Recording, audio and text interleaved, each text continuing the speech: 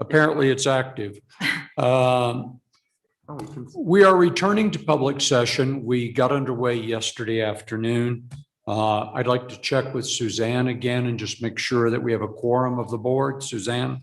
Yes, we do have a quorum. Thank you very much. I'd like to remind everyone that we have a hybrid meeting. This is our first meeting where we've returned in person, but not everyone is in person. And we also have the usual live stream that we've been using throughout the time of the pandemic, which you can get access to by going to YouTube or by going to the Arizona Board of Regents website in order to get the link particularly. Those of you who, since we just turned on the live stream, those not with us today did not see me take off my mask as I began to talk, but we will be following our board and others here with us today, the NAU protocols associated with mask wearing and distancing.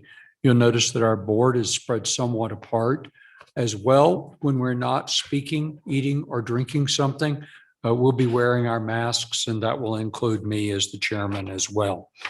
So just a reminder to everyone who's here with us in the room. This is the last meeting of Regent Rusk, who is seated right over there. And I just want to thank him for his service. We'll speak a bit more about Regent Rusk a little later in the meeting. Dr. Summers, who is our faculty representative from the faculty councils, this is her last meeting with us as well, and I want to thank her too. We're losing two significant individuals from two of our three universities as they move on to other responsibilities at the close of this academic year. One of them is Diane Stern, Provost, and she's seated over to my left, or at least she was. There she is with her mask on, who is the Provost at NAU, and Mark Searle, who is over there as well, who is the Provost at ASU. Provosts serve in a very special position in our universities. They have responsibility for the academic piece of the institution. They work closely with their president. That relationship matters enormously. They also have a whole set of deans who report to them, and the faculty perceives that they're there to do their bidding at times as well. So they have a great relationship with the faculty. Diane comes from engineering. She's been heavily involved in the Southwest Health Equity Research Collaborative. She'll return to her faculty position, I believe. I hope I'm not misstating that, Diane. And she has a large $21 million grant from NIH that she'll be working on. Mark Searle, I have known for many, many years. He will continue as a university professor. During his time as provost, he's been very instrumental in a number of the many actions that President Crow has taken at ASU. He's been at the West Campus for many years and then came back to the entire university as the provost under Dr. Michael Crow, the president. To you, Mark, to you, Diane, to Provost Searle, to Provost Stern, I just say on behalf of this board, thanks for everything that you have done. The universities don't work without presidents, provosts, faculty, deans, et cetera. So thank you.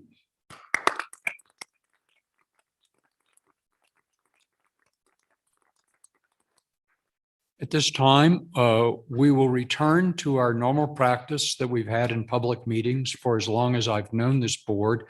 And I'm going to call on Dean Rusk to lead us in the Pledge of Allegiance. Would everyone please rise and face the flag? I pledge allegiance to the flag of the United States of America and to the republic for which it stands, one nation, under God, indivisible, with liberty and justice for all.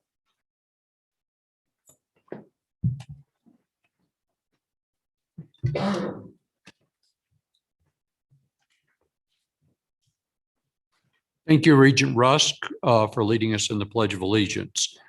President Chang, thank you very much. You're the host of our meeting. On your last meeting with the Arizona Board of Regents as president of NAU, it always takes a great deal of work for the institution that is hosting the board. I can't tell you how much work goes on behind the scenes, but thank you once again, President Chang, for taking on this responsibility.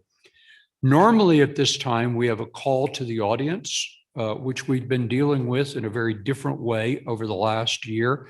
Normally, in most of our public meetings, I think all of them I've been to, we've had individuals who wish to speak to the board, come to the podium and speak for a limited amount of time. We've invited the public, or anyone else for that matter, to send messages through email or otherwise to the Board of Regents. Constituents have a chance to do so. They still can do so. I can assure you that those of us on the board receive those messages. We read those messages. They're directed to the appropriate person who has responsibility in that area. And indeed, they are read by all of us and responded to. At this time, I'd like to call on Regent Taylor Robeson. As many of you know, Regent Taylor Robeson really had the wonderful idea of the Regents Cup. And we, despite the pandemic, held the Regents Cup this year. And it was a great success. Thank you once again, Regent Taylor Robeson. Thank you.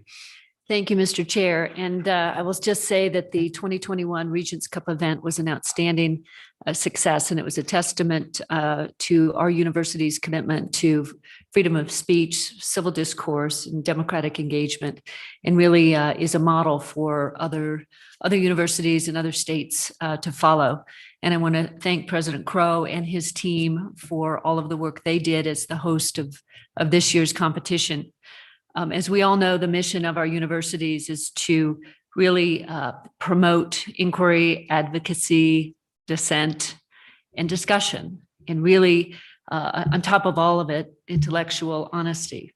The Regents Cup allowed our students to engage in just those activities. As we all know, we have a civic need to engage in dialogue and develop the skills necessary to succeed in a self-governing society. So again, I'm very proud of having participated, and I want to thank my fellow regents. I want to thank the staff of the Arizona Board of Regents who put so much time and effort into making it a success this year. And it was a little unusual given the circumstances and the fact that it was virtual. So there was an awful lot of training that took place to host it. Just the technology alone was a bit of a feat, and went off without a hitch. So I would like to congratulate Arizona State University, who was the defending champion of the Regents Cup, and they took it home again this time. Arizona State University students Abigail Spencer and Langston Tillman took first place in the Oxford debate portion of the competition. And Daniel Golfrey of the University of Arizona took home the first place in storytelling. Each first place winner was awarded a $15,000 one-time scholarship, furthering their educational goals, and the second place winners were each awarded $12,000. Third place winners received $5,000. And the scholarships were made possible by businesses in Arizona, with our platinum and silver sponsor, gold sponsors being APS and SRP, both of whom supported us in the inaugural cup. But there was a whole host of other businesses that helped support the scholarship for these kids. We also had judges from all over the country. We had judges, actual judges from Maricopa County Superior Court. We had legislators, and we had representatives from the U.S. Chamber of Commerce, the American Council of Trustees and Alumni, the Foundation for Individual Rights in Education. So we were very proud of the breadth of judges that participated in this year's competition. Planning is already underway for the 2022 Regents Cup, which will take place next February. And as I'd like to say, may the best team win. But before I move on, I'd like to tee up a video here that will just give you a little overview of the competition.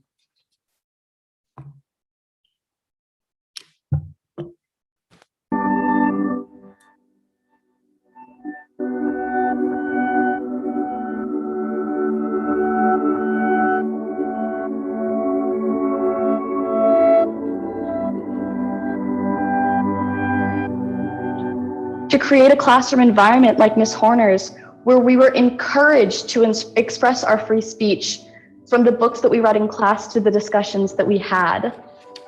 to create a classroom environment where every author, every teacher, and every student's story is freely told, regardless of how many kids look like the main character in the book.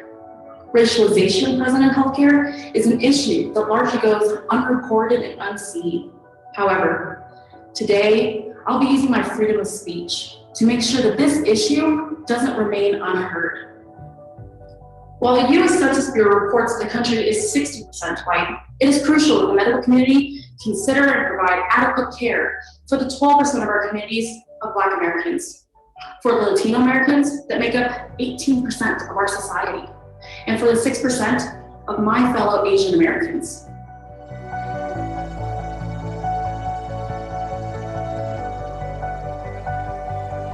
Political clubs that relay inciting speech is not protected under the First Amendment. The United States courts make it clear that inciting speech is not the same as free speech, and therefore it can be reasonable for a campus to ban a political club to keep them accountable for their actions. Is that banning clubs because of the candidates they support allows universities to target clubs with conservative political views, thus violating students' constitutional rights to free association and threatening the culture of free expression and exchange of ideas on campus.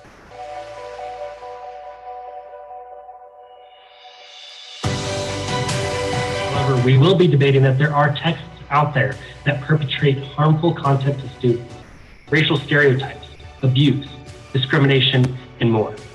These texts are inappropriate for school environments and do more harm than good. So in terms of how the affirmative is framing this issue thus far, it would seem that it is super easy and cut and dry to make these decisions. But in the negative case, we propose both Fahrenheit 451 and Frank's Diary and Where the Wild Things Are, in which those individuals decided that that was inappropriate. And obviously we could see that that went far too down the road into allowing for a slippery slope of banning text just because they felt like it was not aligning with their own views or political beliefs and things of that sort.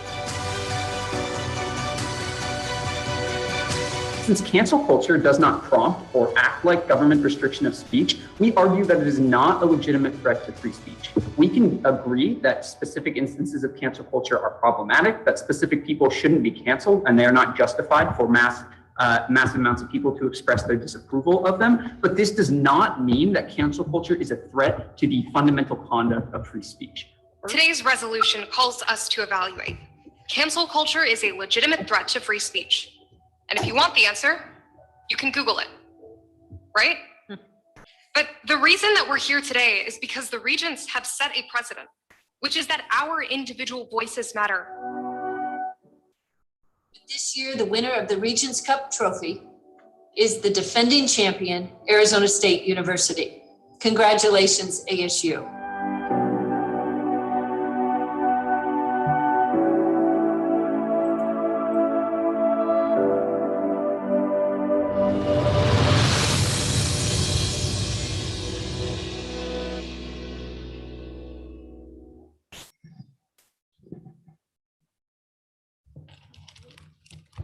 Mr. Chairman, may I add a couple more comments? Of course. So as we all know, civil discourse is a skill. It's not something passed down through the bloodstream. And our universities, I say this at every opportunity that I can. Our three universities have received the highest rating, the green rating from the Foundation for Individual Rights in Education. And just to put that in perspective, only 55 universities across the country enjoy a green rating today, out of the 3,500 or 4,000 colleges and universities in America today. And we're the only state where all of our public universities have that green rating. So my hat is off to our presidents, our faculty, our universities for your commitment to free speech. I know we're not all perfect, but you're doing a great job. And I just want to continue to encourage everybody to protect and promote our students' right to freedom of expression. Thank you. Thanks very much, Regent Taylor Robeson, and congratulations again to the winners and to the participants in the Regents Cup this past year. Just to note, one of the judges sent us a brief note that Regent Taylor Robeson and I were reading, and this particular judge commented on how valuable it would be for public leaders and legislators to listen to those students and understand their commitment to civil discourse. This judge went on to say that she thought that the future of our country was in good hands with the kind of young people who participated in these debates. Thanks to our presidents and to our faculty at the 3 universities for doing such a great job and doing something that all of us on the board believe universities have a responsibility for, and that is teaching civil discourse and ensuring free and open discourse on our campuses. Again, thank you, Regent Taylor Robeson. The next item on our agenda today is the consent agenda. As board members and our presidents know, we spend a long day, a couple of weeks prior to each board meeting, dealing with our committee structure and going through in great detail the issues that are in front of this board in those committees. There is a lot of deliberation on those committee days. Sometimes items are withdrawn, sometimes items are reconsidered, but ultimately those that are recommended to this board come forward as consent agenda items. And we have on our agenda today items 10 through 26. Let me start by asking if any regent has a conflict of interest to declare with any of these items. Hearing none, let me note again that these items on the consent agenda were discussed in great detail prior to this meeting. So when I issue this motion, know that we've done so through great deliberation and their consideration. I move that the board approve items 10 through 26 as listed on the consent agenda. Do I have a second? Second. I hear a second. All those in favor, please say aye. Aye. Any opposed? Any abstentions? The motion passes. Today, we celebrate a transition. We celebrate a transition of President Rita Chang, who is president of Northern Arizona University. In doing so, we will be, I'm going to call on Nancy Tribbency to really present an item to us today that deals with designating President Chang as President Emerita of Northern Arizona University and also the awarding of the Regents Medal. Nancy Tribbency was formerly the general counsel to the board and is now working part-time. We thank her for that for the Board of Regents. Nancy.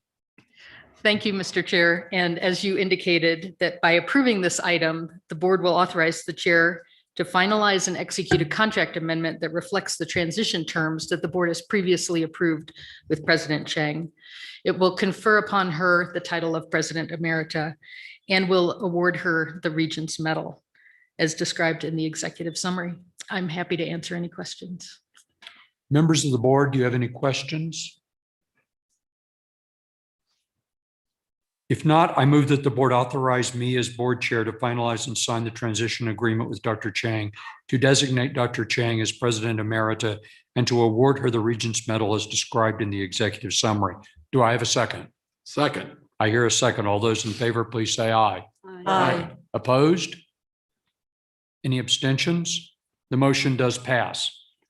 President Chang. On behalf of the Arizona Board of Regents, I present to you this beautiful Regents Medal with sincere appreciation for everything you have done in service to the state of Arizona and in leadership and service to Northern Arizona University.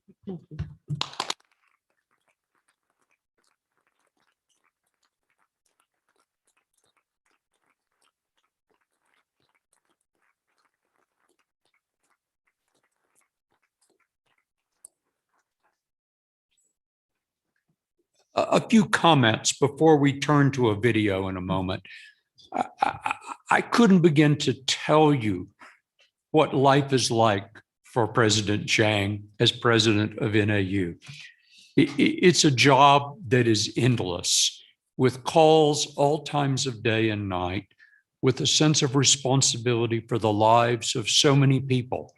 A president's job is extremely challenging. It's difficult.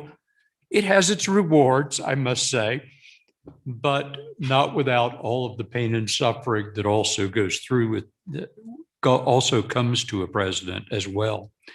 I couldn't begin to comment on all of the contributions that President Chang has made during her tenure as president of NAU. But I will say, I want to bring out a few things. One thing that I was especially impressed at in talking to faculty members at NAU was the program on being a better teacher that President Chang brought to NAU with support from a national organization, with faculty really learning how to be better teachers to improve the learning experience of students. Early on in President Chang's tenure, shortly after I became a regent, she made the decision to centralize information technology at the university. No one gives you a blue ribbon for that. No one sings your praises for that. In fact, all you get are complaints. Complaints by people who are using software that's inconsistent with the university software, for having servers that are running in isolation of the university. But in the end, and the Auditor General's report showed this, what President Chang accomplished assured that this institution is better for what she did, more protected in its cybersecurity than it would have been had she not taken actions like she did. That's the kind of thing this president did without the kind of public award that anyone gets for that. Her success in fundraising was noted by exceeding and passing the goal that was set for their development campaign. She has, I believe, a beautiful campus. And she knows well that when I became a regent, and Rick Myers, who was a former regent, used to joke about my walks about campus, walking into buildings that I didn't like, or stumbling over concrete that was broken on sidewalks. If one walks this campus today, one sees buildings that are improved enormously. One sees a beauty in the campus with the flags flying from the lampposts that makes anyone proud and increases the ability to attract good students to the university. Again, it's not something that people sing about, but you did it, President Chang, and NAU is better for it. You expanded the allied health programs in the Phoenix metro market. Thank you very much. That's a huge addition to one of the largest and fastest growing population areas in the country. The KIT recital hall was built under President Chang's leadership.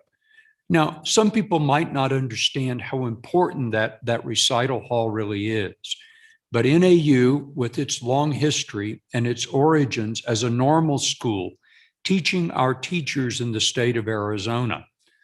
Well, at one point, I think every music teacher in the state of Arizona who taught music had their degrees from NAU, and I suspect a huge proportion still do.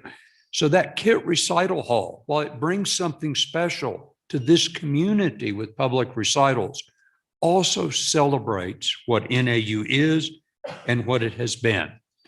President Chang knows my personal love for honors colleges and why I think those honors colleges are so important. Today, the NAU Honors College has a home. That's the kind of thing that President Chang has done over and over in so many ways that are unheralded to make NAU a better place for students, faculty, staff, for the community, and for the state of Arizona. I have a gift I'd like to present to you, President Chang, before we watch what I think is a wonderful video.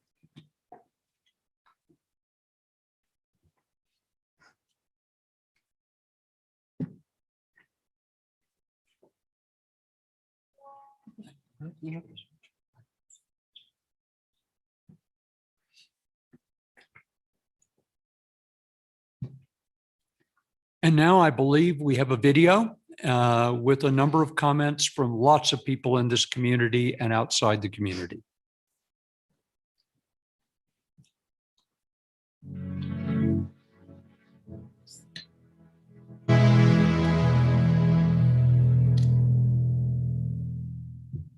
President Chang is a warrior woman. She's a quiet, strong, steady leader. Determined, graceful, tenacious.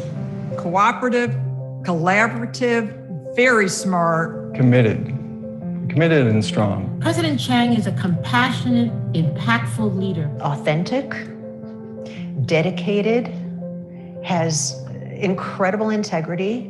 Innovative, direct, a visionary. I would describe her as just being passionate about students and student success. She brings a sense of humility as very few university presidents are able to do. And I think with that humility, she makes everyone feel welcome and equal when they have a chance to interact with her. President Chang is empowering. I've worked under a number of leaders in my life, and I've never had a leader who empowered me as much to believe that what I was thinking was right and to go ahead and do it. I could use so many adjectives and they all blend together, but I say that President Chang is phenomenal. Ladies and gentlemen, I introduce to you Northern Arizona University's 16th president, Rita Martin Chang. I think one of the most impactful areas that President Chang has had in her role at NAU and the leadership is that she really created a culture that positioned NAU to welcome all types of students from all different backgrounds. President Chang's taken a lot of steps to increase access and diversity and make it a better climate for first-generation students. In the last couple of years, the university's gotten tremendous recognition nationally for our ability to retain first-generation students and to help them graduate. We are now an Hispanic-serving university. She's really changed the profile of the NAU student. NAU is in the middle of the greatest land base of Native American communities in Arizona. During her tenure, she visited all the way down from the Tohono at the border of southern Arizona to the Navajo Nation, which expands into Utah. She took upon herself to learn more about these communities, to experience the culture, the beauty, the traditions of our people. That helped retaining, recruiting, and making NAU the premier place for Native American students. She made NAU a place that students could see themselves attending and know that they would be welcome, that they would be supported, that they would be successful. It's clear that President Chang is really passionate about our first generation students and increasing the diversity of the NAU. The most important thing is those two things don't happen by just sitting around. And President Chang didn't sit around. The first thing that she did, I think that was really powerful and important, is she talked about her own experience as a first gen student. I'll always remember our first meeting and how passionate she was when she described her Midwest rural upbringing. Getting up early to milk those cows taught her a work ethic and values that have shaped her as a leader. I'm grateful that you have joined me for a chance to celebrate the success of our university. I think one important difference that we've been doing here at NAU and that President Chang is very understanding of is that there's not a separation between diversity, equity, and inclusion and research excellence. And that's something that I think our Center for Materials Interfaces and Research and Applications, or META, encompasses. We are a materials research and diversity center. We see no separation. In fact, we see diversity as a cornerstone and a foundation for research success. Just by recognizing the importance of our name, META, she understands how that communicates the importance of our science, but also the importance of diversity and increasing the diversity of scientists and engineers. When I came 30 years ago, there were no high intensity researchers. You know, it was really difficult to aspire for the highest levels of scholarship at NAU. Rita Chang changed that model. She allowed researchers to really think big and go big. And it's possible for us to reach the highest levels of scholarship in the world. You know, NAU's research reputation has simply just gone up in stature in a major way under President Chang's leadership. And there are a lot of reasons for that. These strategic hires that has brought in talent from across the country in all kinds of fields. Not only has she really catalyzed the growth of areas of excellence for NAU, things like pathogen research, ecology, informatics, but she and her leadership team have grown absolutely new areas: material science, physics, cybersecurity, bioengineering. She has provided tremendous support for opportunities for research. And research is something that not every student has to do, but you want every student who wants a research experience to have a real research experience. And she has really made that possible with her large expansion of research centers and labs. President Chang's collaboration and passion has led to the expansion of research at NAU, which has been critical during the COVID-19 crisis, leading to improved strategies to combat the effects of the virus. I can't imagine being a president of a university during COVID-19. The challenges that President Chang faced were, to me, in a way, insurmountable. We have been successful in dealing with COVID and navigating far more than most of the universities across these United States because President Chang insists on different areas coming together to solve problems. During the early days of the pandemic, she called just to check in on me to see how I was doing and how Arizona Western College was. And that just is a really great reflection of her as a person and as a partner and as a colleague. We were really focused on our own response, and it was President Chang who reached out and said, I'm also thinking about the community flow and the university, and what advice do you have for us? How do we educate our students while keeping them safe? She's not only built really good relationships within NAU, but also nationwide.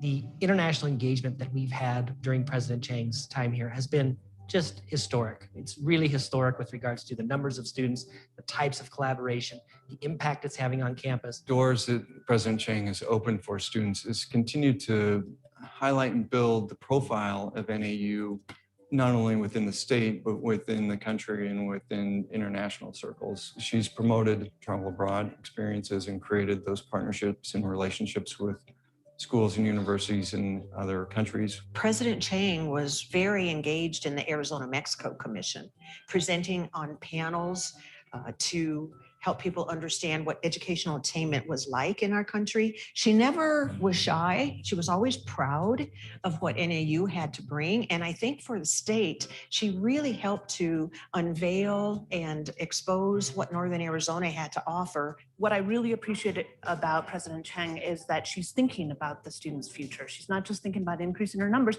She actually wants our students to come out with a good product, and a good product means a job. There was a tremendous foundation at NAU prior to President Chang, but during her tenure, she built the economy and the impact of this university to a level that has never been seen. Over $2 billion to the state of Arizona, over 2,000 jobs in Coconino County alone.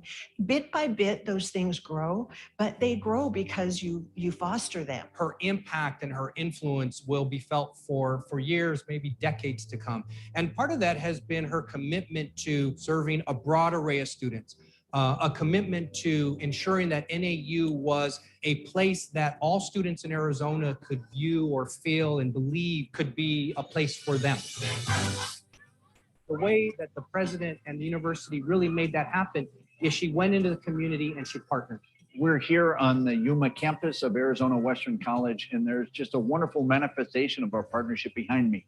We have great facilities here and a partnership with NAU that goes back 30 plus years, but really grew and flourished under Dr. Chang's leadership. Partnerships, collaboration, meaningful relationships, both organizationally and individually, were really important to her. The thing that impresses me the most about President Chang is how she interacts with students and how well they receive her interaction.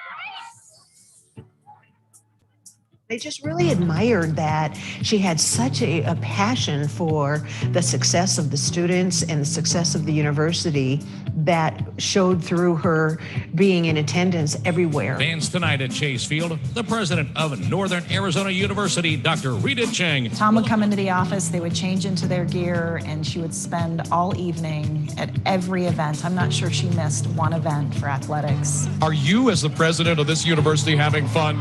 I sure am, because the president of a university this special takes pride every single day. President Chang focused on making the campus the best it could be. Today, alumni come back and they go, wow, this is amazing. Parents come to tour the campus and they want their kids there. We're no longer a stepchild or the second choice or the third choice. We're a top-ranked first choice university because of the focus on making it be what the students want to learn and what parents expect when they send their kids. We are the Lumberjacks. Go Lumberjacks!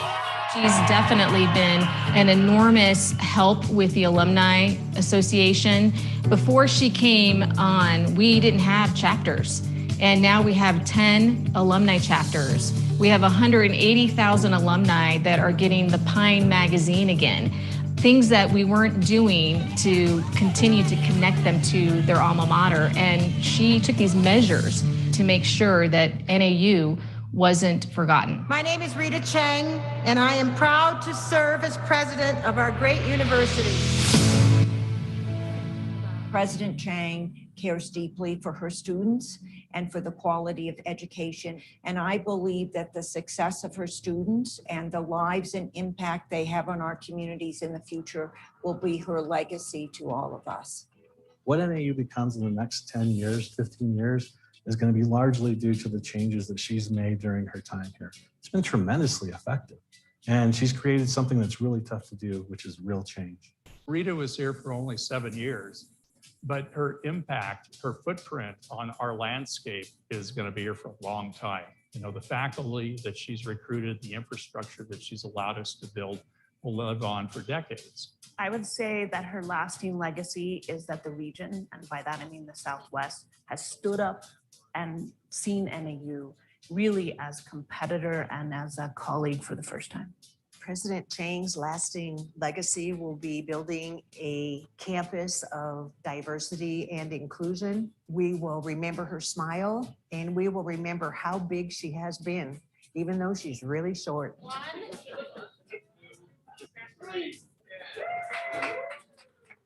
Her lasting legacy is the tremendous value that she brought to this institution in stewardship, in driving academic success or research, or even if you take stock of the number of projects that have been done or the push in the area of sustainability. NAU will miss her, and I will miss her. She's made such a positive impact in so many lives. In the end, that's the most important legacy a leader can leave. Thank you, Rita.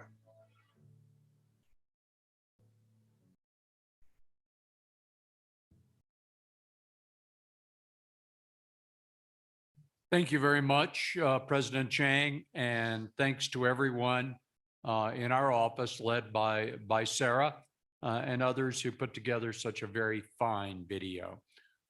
Regent Shootman? Yes, Mr. Chairman, thank you. What a terrific video. You know, it was 7 years ago, Rita, when you were welcomed here and I was a brand new regent. It's amazing how time flies when you're having fun. And I too could spend a lot of time celebrating the wins that we had and the great successes that we achieved. But I want to talk about one thing that amazed me about you. And that is the fact that you remain unflappable in every situation, no matter how dire. It is amazing to me that you remain solution focused. You took the action that was needed, even when it wasn't always easy, and you never lost your energy or your passion for the job that you're in. So your ability to lead calmly certainly helped NAU through some trying times. As personally, I want to tell you I will miss our early morning breakfasts at the cafes around downtown Flagstaff when I came to visit. The food and the conversations were always pretty good. And I want to thank you personally and wish you and Tom the very best in the future. Thank you. It's been a pleasure working with you. Thanks very much for those wonderful comments, Regent Shootman. I'm now going to turn to our two presidents, other presidents beside President Chang. I'm going to begin with President Crow. So there's a guy named Bill Mcraven, who is a four-star admiral, who was the commanding officer of the Special Operations Command of the United States. Unbelievable person who, when he left service in the military, he was appointed the president of the University of Texas.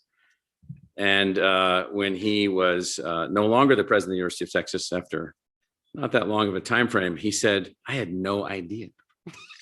he said, "I had no idea what was involved in these jobs." And so I think Regent former Regent Leonard said it right, Rita, when she said warrior.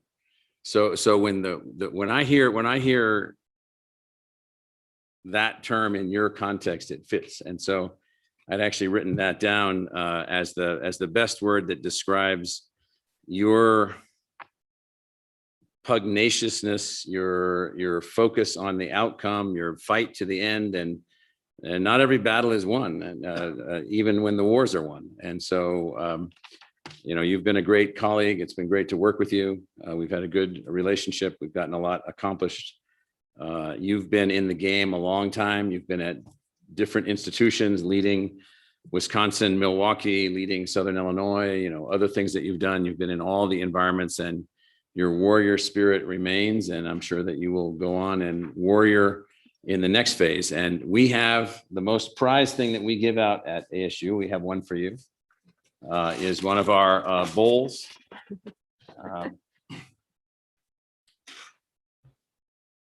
This one, the card on the inside. This is from an acacia tree in Tempe, Arizona, with the turquoise from Globe, Arizona. And it's made by former Regent.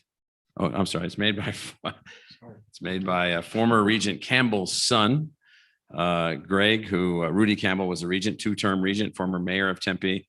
This artistry, which is very Arizona, I think represents our recognition of all that you've done to help the system, to help ASU and so forth. So thank you.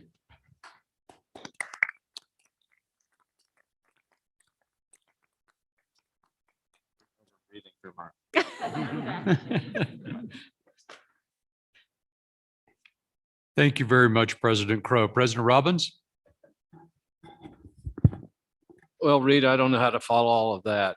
I'll just start by saying, as a newbie of this group, you were so kind to me when I came in 4 years ago, and I just want to thank you for accepting me into the group. And I think until you do these jobs, nobody can understand how difficult it is. And I think so many of the things that I saw in that video, you'll watch that over and over and know they're all true. I think the thing that we all hope when we leave these jobs is that we leave the institution in a better place than where we found them. And I think you know that you're leaving Northern Arizona University in a better place. And I just want to congratulate you on all of the courageous decisions you had to make every day. And by going through and taking on these challenges, I think Regent Shootman had it right, was such calm. You would have been a good heart surgeon, because with blood flying everywhere, you would have kept your calm. I'm confident of that. And you did this job under enormous challenges with such grace and integrity, and I just respect that tremendously. I'll miss you and Tom, our friendship. We didn't get to spend as much time as I'd hoped we would, because we're a little bit far apart. But I agree with Michael. You'll go on to the next arena and be the warrior that you are. So I also have a gift, not as elaborate as President Crow's gift, that I'd like to come over and give to you. But I'm going to miss you. I know we'll stay in touch. And we'll be communicating about what it's like in Arizona as you go on to your next journey. So thank you for all your friendship and everything you've done for the state and for me personally. Thank you.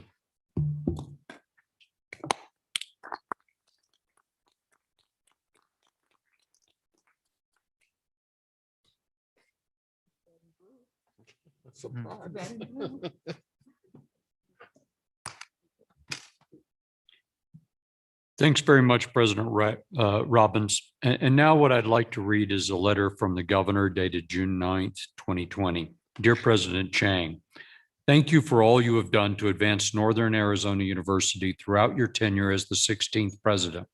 Because of your leadership, more Arizona students can access a world-class university education, regardless of location or circumstance.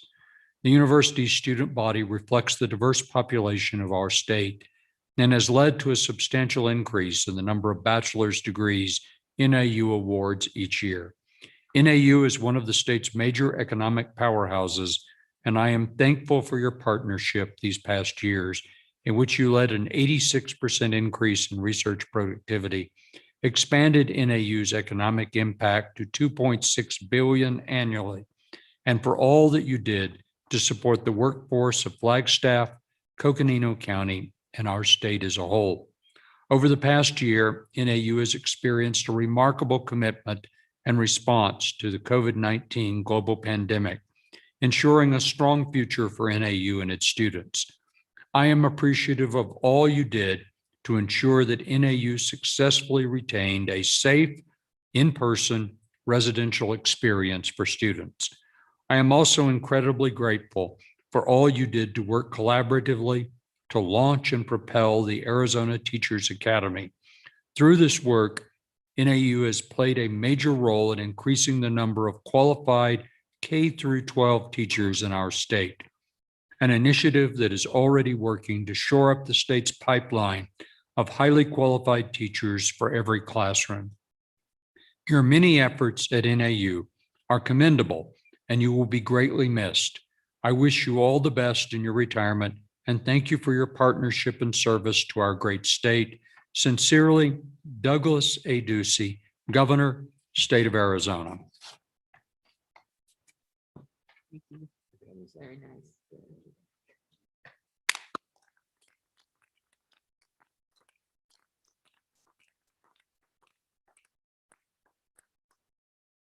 Once again, I'd like to thank President Chang on behalf of all of us gathered here today and all of those who are watching this on the YouTube link. We thank you, President Chang, for everything you do and have done. And let me just tell you, in preparing for next fall and the continuing threat of the pandemic, President Chang has not missed a beat. NAU will be ready for fall when students arrive. Thank you, President Chang. We'll now move to the business of the Finance, Capital, and Resources Committee. As Committee Chair, Regent Taylor Robeson will introduce items 2 through 4. Regent Taylor Robeson. Thank you, Mr. Chairman. The Finance, Capital, and Resources Committee does include items 2 through 4 for action and items 20 through 23, which were approved on the consent agenda. For item number 2, the University of Arizona asks the board to approve an amended multiple year employment agreement for Adia Barnes as the women's basketball head coach. And President Robbins and Dave Hickey will present this item. Or maybe President Robbins. I think there's Vice President Hickey. I see him on my monitor. I don't see him on the big screen. Dave, can you hear me? I can hear you. Can you hear me? Yes. Excellent. Presenting. Be my privilege. Yes. Thank you, Dr. Robbins. It's welcome the opportunity to bring forward the request to the committee and for approval by the board of this second amended multiple year employment agreement for our women's basketball coach, Adia Barnes, as described in the executive summary. This is a 5-year agreement that will extend through April 30th of 2026. Don't think there's any secret on the magnificent run and the incredible, well-documented success that our women's basketball program has had over Coach Barnes's short career here. As one of our all-time best players to come back and take over the program, really turned it into an elite level program. This year going to the NCAA tournament in 2021, where it made its first Elite Eight ever, its first Final Four appearance, its first ever national championship game appearance, on the way beating perennial power and #1 ranked University of Connecticut on the women's basketball side. Really captivating and inspiring not only the University of Arizona community, the state of Arizona, but people across the nation about how dynamic and wonderful Coach Barnes is and how powerful women's basketball is. She's put together, again, has recruited outstanding student athletes that are having outstanding academic success. And she's really developing young women who are graduating from her program and going on to do tremendous things. So we've we look to, the contract remains the same. This is just an adjustment of her compensation and the terms of termination by both parties, the university or the coach herself. And so with that, I welcome any comments or questions. Thank you, Dave. Are there any questions or comments on this item? I would just like to congratulate you, both President Robbins and Dave, for your work with Coach Barnes. What she has done for this program in such a short period of time is really remarkable. And so your efforts to keep her happily employed at the University of Arizona is pretty important to all of us. So thank you. So with no questions or comments, I move that the board approve the second amended multiple year employment agreement for the University of Arizona women's basketball head coach, Adia Barnes, as described in the executive summary. Is there a second? Second. It's been moved and seconded, Mr. Chairman. If you'd Thank like you to very call for much, the vote. Regent Taylor Robeson. All those in favor, please say aye. Aye. Any opposed? No.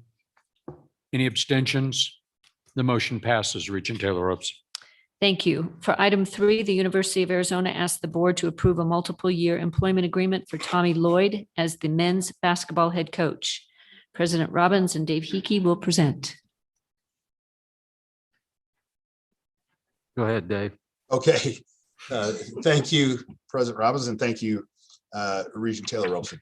Again, welcome the opportunity to bring for you this before the committee, a request for approval by the board for the multiple year contract for Tommy Lloyd, our new head men's basketball coach.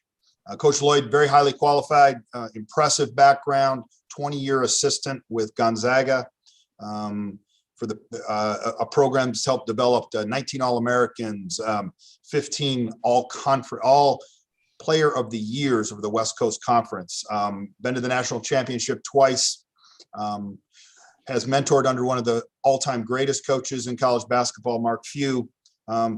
Outstanding reputation, incredible recruiter, dynamic individual, someone who we're very proud to take over a world-class Gold Star program, which is Arizona basketball, and continue the tradition of excellence within the program. You know, emphasizing the positive culture for our student athletes, our fans, on our staff.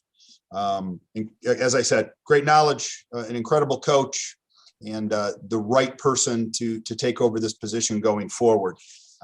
So we present to you a full 5-year deal for agreement for consideration by the board.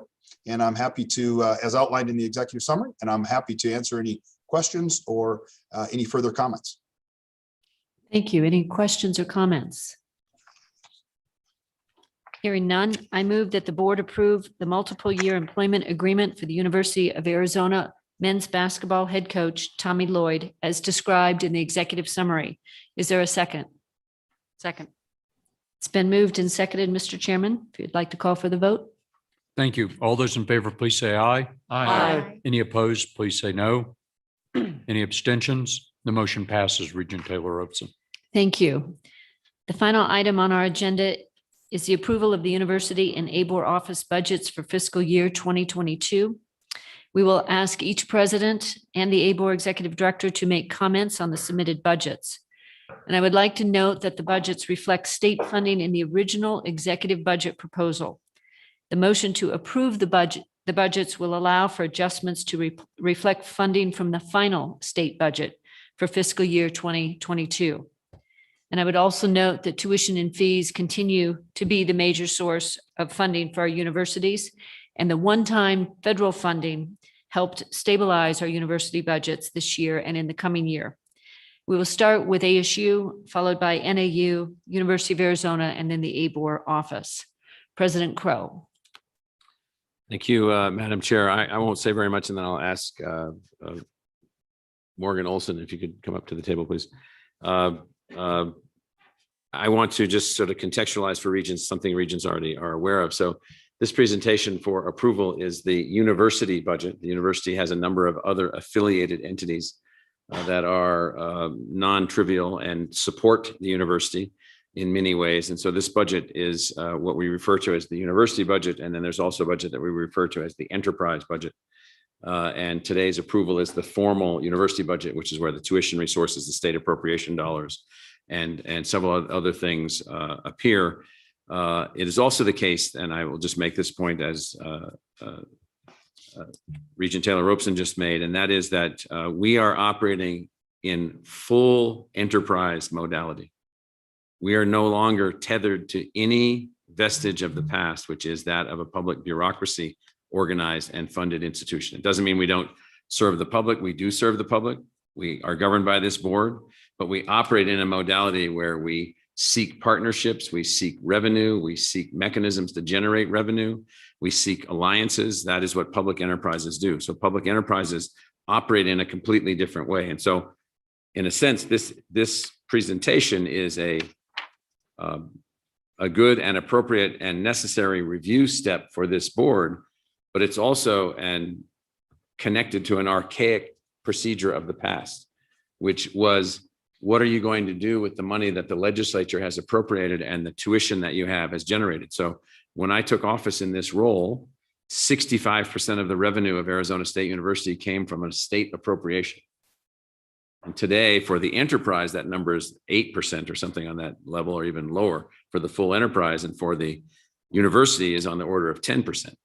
And so it's a completely different model. And so I'll also just make one other contextualizing comment, and that is budgets are the way that in many ways government agencies are funded, with budget control, position control, billet control, and so forth.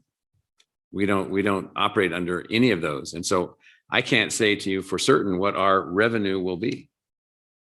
And so our budget is as we understand it at the moment, with our projections and so forth and so on. But, you know, as an enterprise, we are also advancing into new areas which may generate additional revenue for the operation of the institution. So it's just a contextualization in terms of how we're operating, the two structures that we have, and so forth. And so with that, I turn it over to Executive Vice President and Chief Financial Officer, Dr. Morgan Olson. Mr. Chairman, members of the board, I'll only make one quick comment along the lines of what I think President Crow was talking about, and that is that the format that we've used, and of course the committee under Regent Taylor Robeson's leadership went over this in great detail. I certainly won't do that, but it is that our enterprise strategy under President Crow's leadership has been to develop a range of affiliates who serve specific purposes to support the overall charter and mission of the university. And over time, those have been developed to generate significant revenues and ultimately significant net margin that's available to support the university's mission. One thing Dr. Crow asked us to look at is what does that look like for fiscal year 22? So if we had incorporated those things into the materials, our projection for revenue would have gone up by about $311 million for ASU's affiliates. And so, one thing that we'll discuss with our colleagues and with board staff and for your consideration in the future is, whether there's a way to capture that would be helpful to the board. It is significant and certainly a focus of the leadership of the institution and the affiliates, and ultimately provides resources that are very important to fulfill the mission of the institution. As Dr. Crow indicated, he has been here a fairly significant time period now. Back in fiscal year 2002, when he started, our public investment was about $321 million. And it doesn't take much math skill to know that the dollar amount that we anticipate in this year's budget, or the budget for next year that you have in front of you, has grown significantly less than the rate of inflation over that time period. And so increasingly that share of the budget pie has gone down. Obviously, we all do our best to try to make the case for that public investment, but really our ability to achieve mission is largely related to generation of revenue by the institutions and their affiliates. And so I think that's important for the board to think about. One number to put into perspective. So with that amount of public investment from the people of Arizona, we produced more than 4 times the number of graduates than we produced with an investment based on inflation that is today less than it was then. And we do more than 5 times the level of research. And so it's a highly leveraged public investment, which is a good way, I think, to think about public investments. You make a good, solid public investment in a public enterprise, you allow it to operate as a public enterprise, and they can move forward in new new ways. And so that's what we've been able to do. That's what we've been allowed to do, and that has worked. Morgan, thank you for that. I would like to point out the revenue increase this year of, I think it was over 12%. And notwithstanding the fact there has not been tuition increases at ASU for the last 2 years. Is it accurate to assume that a lot of that increase is coming just from the increase in enrollment at ASU? Thank you, Mr. Chairman, Regent Taylor Robeson. Excellent point. I think there are two primary factors that go into that. Certainly, our ability to continue to grow enrollment overall, and we in the committee spent some time on how that breaks down. You know, we have good growth in our immersion or on-campus students, but very strong growth in our online students of various types. And so that's incredibly important to us in terms of being able to generate incremental revenue without essentially raising prices.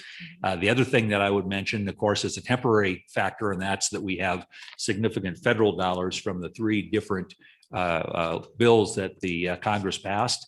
And that's one of the things as we think about next year and the year beyond that we're really incorporating into our planning as well is that nice as those dollars are, they are temporary. It's helped us maintain positive margins. You know, we've had positive margins at ASU for 15 fiscal years in a row, and I think probably you know, we should be able to count 16 and 17, and then we just need to make sure that we're making whatever adjustments as that temporary money roll off so that we can say it's beyond that.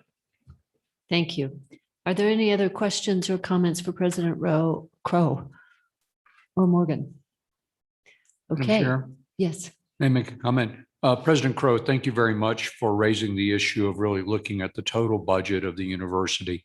I know when I first became a regent, we were still looking at the legislative allocation and the way we had done some 20 years ago or 30 years ago.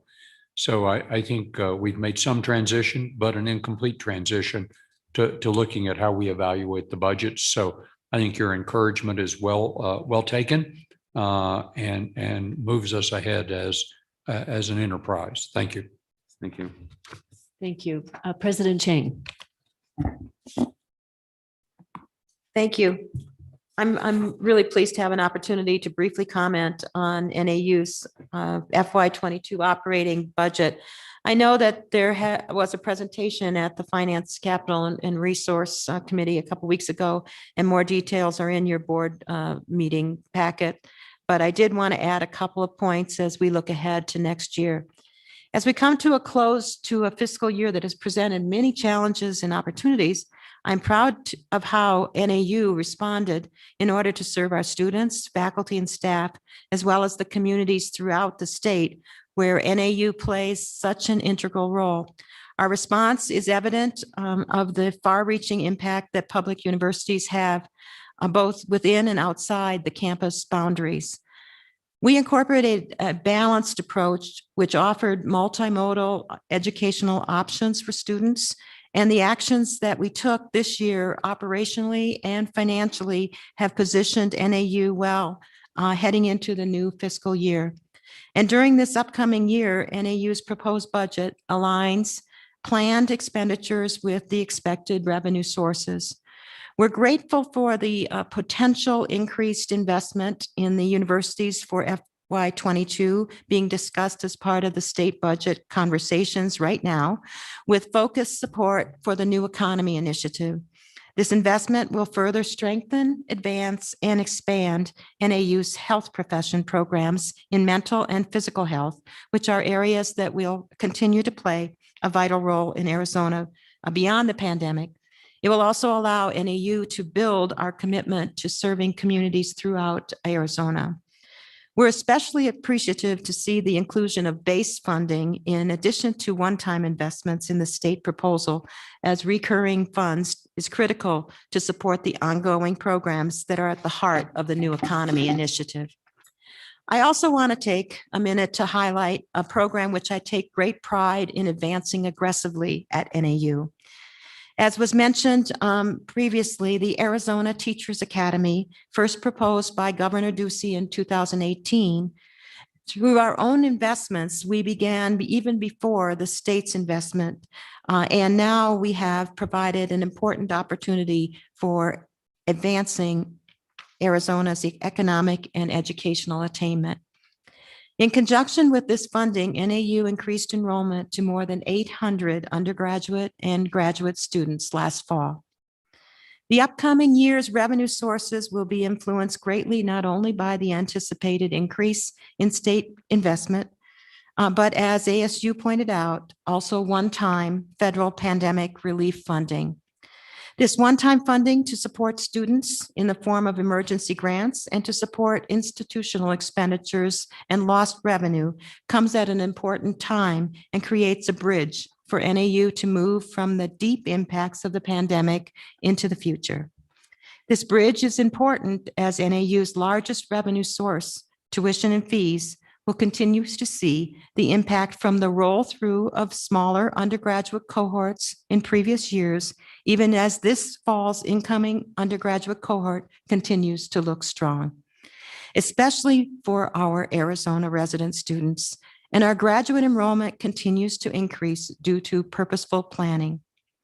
This fall's increase will mark the 5th consecutive year of graduate enrollment increases at NAU.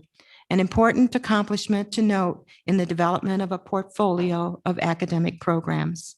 Recent examples of newly adopted programs include our doctorate in clinical psychology, our informatics and computing PhD, and our Master of Social Work degree program that have combined to add nearly 200 graduate students to our enrollment.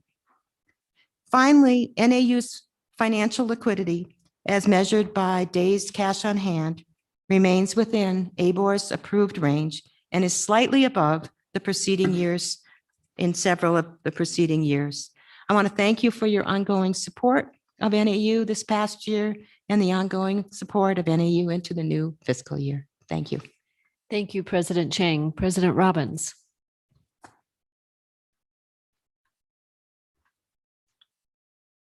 Regent Taylor Robeson and Chair Penley, other regents, thank you for permitting us the opportunity to share our FY22 budget.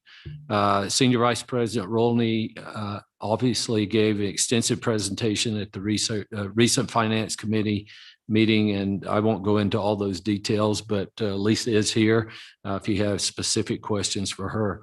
I guess I would just say overall, this is a much brighter story than we forecast last summer in the middle of the pandemic. And I'm really happy with all the work that we've done to get the budget to where it is today, while continuing to serve our students, our service obligations as a land grant institution, and also the deep commitment we have to fundamental discovery and translation of those discoveries into improvement of the economy of the state of Arizona and the nation. I would also say this has been a very collaborative process that Provost Folks and Senior Vice President Rolney have taken, going unit by unit, department by department, college by college, working through the budget. We've had to make some really tough decisions in this past year, and I'm happy to present this budget in the form that it's in. It's not without its challenges because we'll need to continue to invest in all three parts of our mission. And just like the other universities, we seek to maintain financial sustainability while limiting our expenses, looking for efficiencies across the enterprise, and growing new diversified revenue sources. We've also seen an increase in our online enrollment, and obviously we had a long discussion today about our affiliation with UAGC.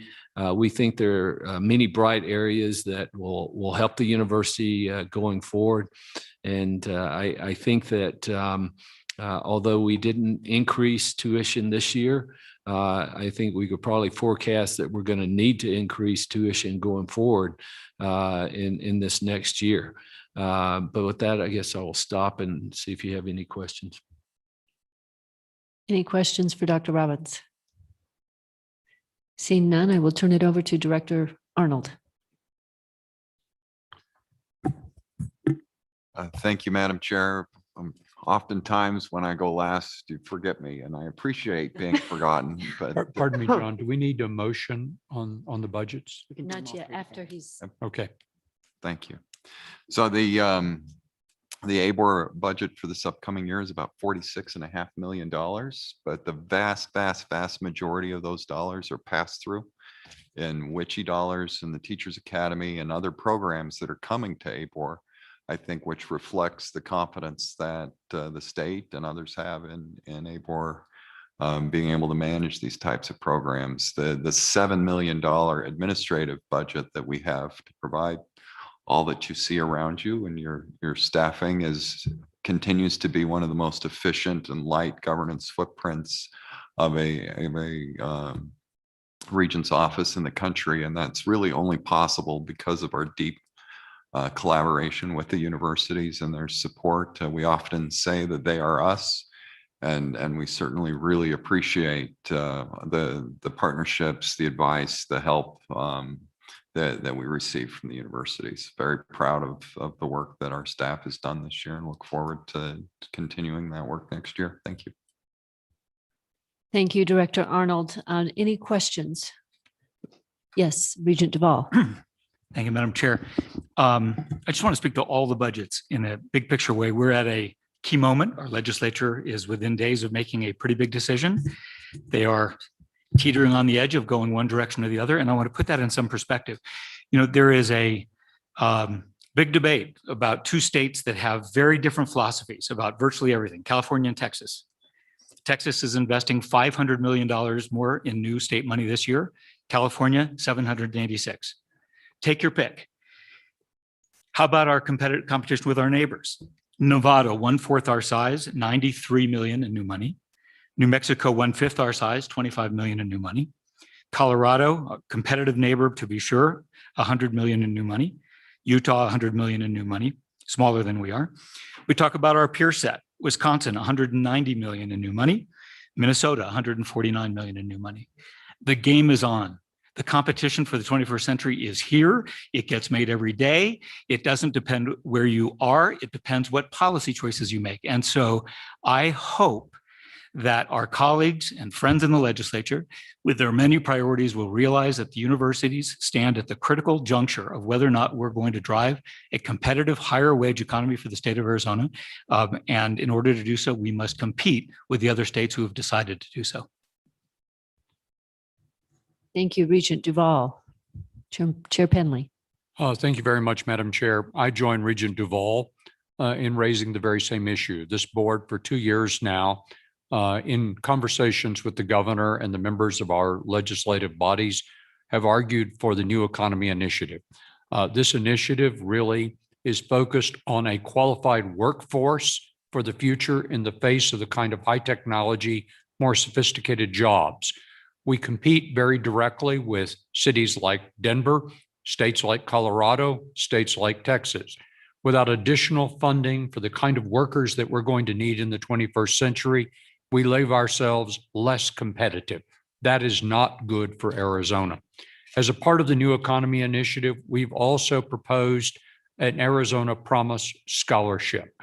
What this does is communicate to young people who are in our K through 12 schools that they have a future. What they need to do is perform well in K through 12, graduate from high school, and go on to post-secondary education. The Arizona Promise Scholarship might nominally seem about our universities. It is mostly about K through 12 and educational attainment in the state of Arizona. We call on our legislators and our governor to continue to support, with increased funding, the New Economy Initiative to make Arizona the kind of competitive state with those other states that Regent Duvall mentioned. Thank you, Regent Taylor Robson. Thank you, Chair Penley. Any other comments? I would just like to also add that since 2008, when our universities suffered the greatest cut in budgets, since that time, the universities have continued to do more with less. And the success sometimes of the university may be part of the challenge. But to Regent Duvall's point, we live in a very competitive environment. We do not live in a vacuum, and we have to be very cognizant of what the competition looks like and what they're doing. I would also like to tip my hat to Director Arnold and the board staff. They are the model of being lean. And for those of us who have the opportunity to work with the staff on a routine basis, the depth and breadth of their experience, and more importantly, their dedication to this enterprise is nothing short of amazing.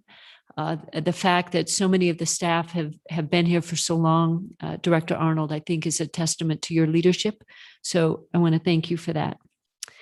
So without further ado, I would move that the board approve the fiscal year 2022 annual budgets for Arizona State University, Northern Arizona University, the University of Arizona, and the Abor office as presented in the executive summary. However, since these budgets contain only preliminary state appropriations, the FY 2022 budgets will be adjusted once state appropriations are finalized. These adjustments will be reflected in the fall budget update. Is there a second? Second. Mr. Chairman, it's been moved and seconded. All those in favor, please say aye. Aye. Any opposed, please say no. Any abstentions? The motion passes. Regent Taylor Robson. Thank you, Mr. Chair. This concludes the Finance, Capital, and Resources agenda items. Thank you very much. Let me turn now to the Executive Director's report. Executive Director Arnold. My daughter's calling. Is it hail to the chief? Sorry about that.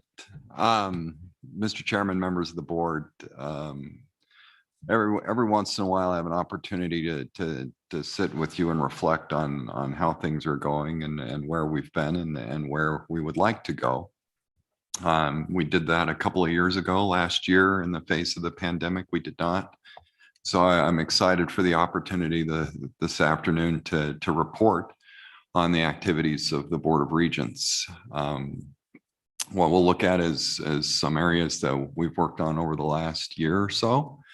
And then we're going to draw some comparisons to our competitor states. And what we did is look at all the public universities in their states versus all of the public university activity in our state, and draw some comparisons and see how we're doing. And then we'll take a look forward. As we talk about some of the accomplishments, and I meant this as a little bit of time to pat yourselves on the back of all the work that you have done. I did not include the word COVID anywhere in this presentation. I know that we all recognize the Herculean and monumental efforts that the universities, this board, and others have put into battling the pandemic over the last year. And I know we are incredibly grateful for all the work that went into that. And anything I could say or do would be insufficient on that front. And so I punted. And we're just going to talk about all the other stuff we did despite the pandemic. So with that, let's see if we can make this work. So just looking back on 2021, I pulled just a handful of topic areas that we've hit. And if I can just touch for a minute, attainment continues to be the core focus of the board and the board office. And how do we improve attainment, higher education, attainment outcomes in the state of Arizona? During the last year, we've reorganized that a little bit in the board office. I've asked Helen Baxendale and Larry Sandigo from our office to really form a team. They've reached out to the universities, communities, putting together some networks to really tackle this over the next year. We've also worked closely with College Success Arizona, and you'll hear from them later in this meeting about the efforts that they have to reorganize on the attainment front. Value proposition, this is really discussing and communicating to the public the value of higher education. We've engaged Jim Rounds on that front, a well-known economist in the state. And we've asked him to look at what does the Arizona workforce look like over the next 20 years?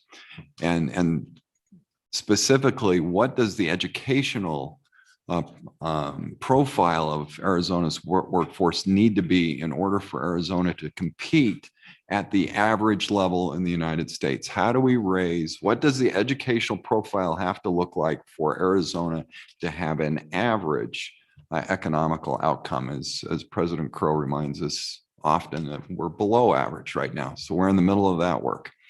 Arizona values.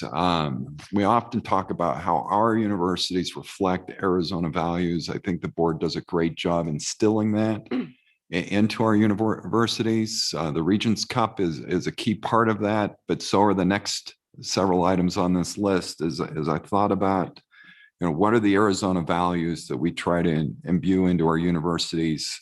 Innovative, efficient, accessible. There's choice, free speech, diversity, and we really celebrate the heritage of our state and our country.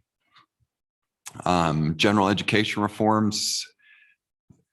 The funny thing about this list is I can't put a check mark on any of them. They're all continuing. General education reforms, we've worked at university differentiation. We've spent a ton of time on developing metrics and goals, and the end game behind all of that work is university differentiation, to really highlight and show and guide our universities to the areas that we need them to be, so our students do have choice.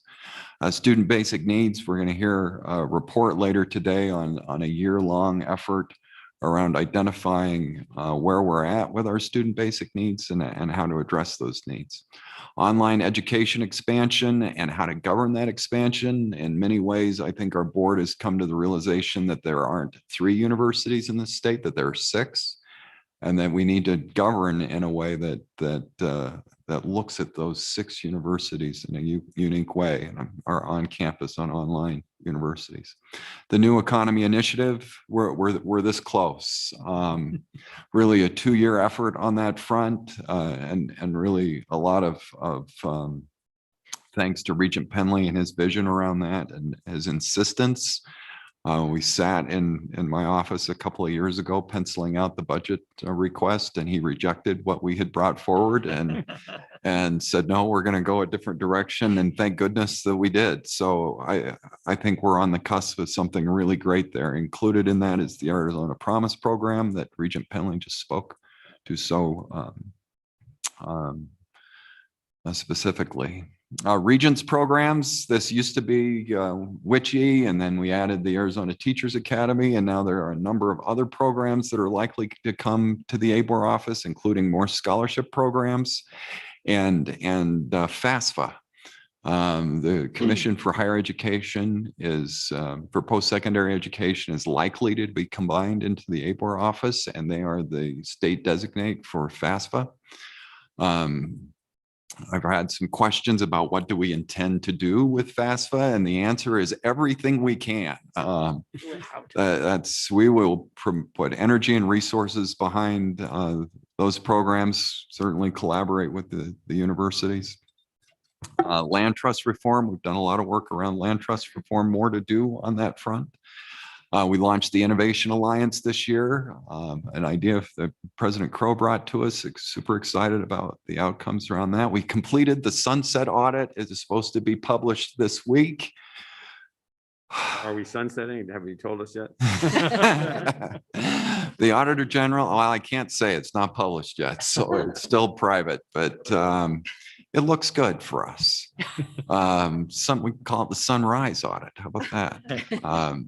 Great strides at the Phoenix Biomedical Campus this year. For the first time ever, we hired a director of that campus. We opened the Wexford building. And we've had a great engagement with the city of Phoenix over the last several months. Lot of exciting work moving forward on the biomedical campus. We did a survey to find out attitudes and engagement around the campus. Really good work there. This is an understated court cases resolution. I didn't quite know how to put it. Winning may be a better word. But we did conclude some. Same with this one, ballot referral on tuition. After years of effort, there will be on the ballot in 2022 an opportunity for Arizona to extend resident tuition rates for all Arizona high school graduates. And then, of course, a presidential transition this year, which super exciting and fun, but also sad at the same time. But a lot of work, and I need to thank all of those who participated in that great effort, from our staff to the two co-chairs, Regents Duval and Manson, and of course the committee made up largely of NAU community members that helped us through that work. So anyway, that was the big list. Now moving on, well, of course, our universities continue to be to excel, and more that excellence is being recognized around the country. These are just a few of the rankings that and awards that they've received. We just picked to put on a slide. So in comparative states, what we did, we call it WICHE Plus. So we belong to WICHE, which is the Western group of states that exchange students. Those are the Western group. And then we added Indiana, Virginia, North Carolina, and Tennessee into that group. So what you're going to see on the upcoming slides, we'll pull out specifically Tennessee, Utah, Colorado, and Washington, and then we take the median of all the other states. And so the state that's in there as the comparator bounces around, but it's the median of that total group of states. So first we looked at state population, so you kind of get a sense of what we're looking at, and you can see we're right and on the high end, but largely middle of that group.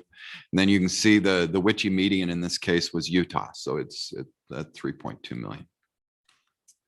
So state support per capita, this is one measure of how a state supports its public institutions. We rank 49th in the United States at $138 per capita. You can see how that compares to Utah, for example. And then the United States is on here as well. Whenever we could get a national number, we included that as well. So you'll note that we are less than half of the national average. Total state enrollment, all four-year public institutions. So we're at 225,000, Washington at 394. You can see Colorado, Tennessee, and Utah. Perhaps more interesting is enrollment per capita. So while we have very high enrollment, our enrollment per capita is right about a little less than the national average. One thing we haven't looked at yet, but I've asked Chad to try to pull this out, is resident enrollment, because approximately 50% of our students now are non-residents. So there's not a good federal number for that, since it is a local definition, but you can look at state of origin. And so we're gonna pull that data to see what it looks like as well. Total enrollment growth. We continue, and this is over the last, between 2015 to 2019. That's the latest data available at the federal level where we can compare across states. So over that 5-year period, we were #1 in the country by a long ways. Bachelor degrees awarded. Again, #1 in the WICHE states in that WICHE Plus comparison. So again, our enrollment was lower, bachelor degrees awarded highest. And that's total degrees awarded per capita. So again, you saw how far below we were in per capita, and a couple of comparisons on that. Look at Utah's at a 0.058 almost, and Washington 0.052, where we're 0.031. But compare us to Utah and Washington on this front. So our awards are actually higher than Washington's, despite their enrollment being much higher than ours and almost at the same level as Utah, which speaks to the efficiency of our universities. And really the model that we have with 3 high-end universities that produce the 4-year degrees, our retention and our graduation rates are just that much higher. Bachelor degree is awarded growth and versus enrollment growth again. We excel in both of these areas in growth. Graduate degrees awarded, same thing, number one across the front. And then graduate degree awarded growth versus enrollment growth. There's a really odd number on this chart. Look at Utah, where you see enrollment growth in their graduate programs actually being negative, but their graduate degrees awarded is positive. I haven't gone back year by year. All I can assume is that they had pretty significant enrollment growth 5 years ago that's dropped off. I looked at their recent data and the growth in their graduate degrees has dropped significantly. So I would expect that number to go down significantly in the next couple of years. Freshman retention rates, again, number one across those systems and above the national average. Freshman retention rate difference. So this is how much did we grow in our retention rate over those periods. We call it difference because when you're showing growth on a percentage scale, it gets a little wonky to show the growth because it's a percentage over percentage. So this is the percentage rate change. It goes up 2.8%. So 6-year grad rate, you can see we're right at the national average, a little bit better than the states around us. And then rate change over that 15 to 19 period, our graduation rate dropped a little bit. I think that reflects the expansion of online students in our state. Enrollments, these numbers all include our online populations. And then total research and development activity and total research activity per capita. So a little bit on the lower end of that scale and below the national average by a significant amount. And then growth in that area. So we are growing significantly above the national average and above our comparator group here. So just going through all of these, where do we rank? So we looked at the 19 WICHE plus states and then all US states. Support per capita, we're 19th and 49th. I think it's New Hampshire is 50th. Total enrollment per capita, again, on the lower end. Enrollment growth, though, is number one. Total degrees per capita, 8 and 18. So compare the enrollment to the degrees produced, and you can see, that again, our universities are incredibly efficient in producing a degree. Bachelor degree growth, number one. Freshman retention rate, 4th in the WICHE plus states and 9th overall in the United States. I think that's really amazing. Growth in our retention rate, again, we're outperforming most states in that area as well. We're getting better faster than other states are. 6-year graduation rate, 7th in the WICHE plus, 13th overall, which again is exceptional. We had that decline in our 6-year graduation rate. Well, there's a little typo there. Oops. And then research and development per capita, 13 in the WICHE plus and 34th overall. So you can see there's probably some work we need to do there. That's the end of our comparators. And then just looking forward, what staff is looking forward to working on over the next years. With external partners continuing the work on the value proposition, a lot of work at the legislative front over the next years. And I hope to have a little bit more of a proactive agenda this year in the legislature. There's some policy movement we want to make. FAFSA, we've talked about on the academic side, general education goals and metrics will continue to be in front of the board. Affiliates, we need to do some work on that front coming out of the Auditor General and some of the comments that President Crow made earlier. Continue to do some work on how to define our governance around online education.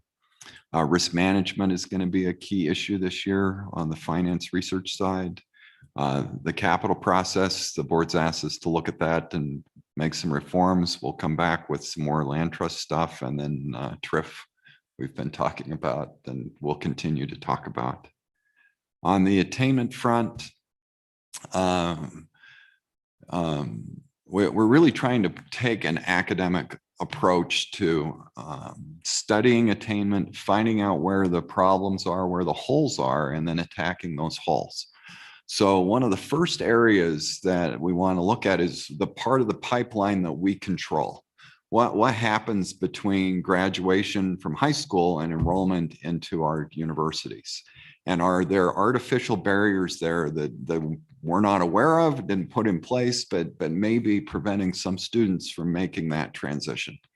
And so we want to come back and talk about what that process looks like, look at our admission standards, and are there pieces of that that are creating an artificial barrier that is not helpful on the academic side and is actually harmful on the attainment side. We're also launching some survey work to understand a little bit better the attitudes towards higher education in the state of Arizona, especially in underrepresented groups, and what are the barriers that they see are in place. I think most part we view financial barriers as one of the key ones, but I believe we want to find out what else is out there. Are there just basic vocabulary barriers that where we talk about things that people just don't understand? Improving data is always an ongoing effort. We've developed great relationships with the Department of Education and the community colleges to continue to share data and develop that data. George Roundbush has just been a terrific asset on that front. FAFSA we've talked about, and continuing to develop additional partners both on the communication front, on a data front, and a resource front to continue to attack these problems. And with that, happy to take any comments or questions. Thank you very much, Executive Director Arnold. Are there any comments or questions from members of the board? Mr. Chair. Yes, Regent Taylor Robeson. Thank you. Director Arnold, back to your very first slide, have underscored my previous point about the amount of work and items that your lean staff manages, but you left off an item that I would like to just point out, and that is the real estate property inventory. Lorenzo and his team, along and in collaboration with the universities, have done a tremendous job this year in pulling together an inventory of all of the real estate assets, including all the leases that our universities have with third parties. And I just can't underscore the importance of that, in particular, since it was an item that the Auditor General asked us to do, but they've made a significant headway. And so I just wanted to point that out. Thank you. I knew I missed probably a dozen things with that list together. Thanks for raising that issue, Regent Taylor Robeson. It is something that we've long needed to do, and we are on the way to accomplishing it. Other comments from members of the board? If not, I want to thank you, Executive Director Arnold, for not only the report, but for all the tremendous work in really guiding this board and leading this board and really leading to accomplishment in service to the state of Arizona. Looking ahead, it's another aggressive agenda, partly because everything that was on the initial report, as you noted, is still ongoing. But thank you very much. We trust that we will make some progress again next year. And with that, we'll take a break. We'll return at 3:30 p.m. sharply and get back to work. Thank you. We're in recess. So where are you going?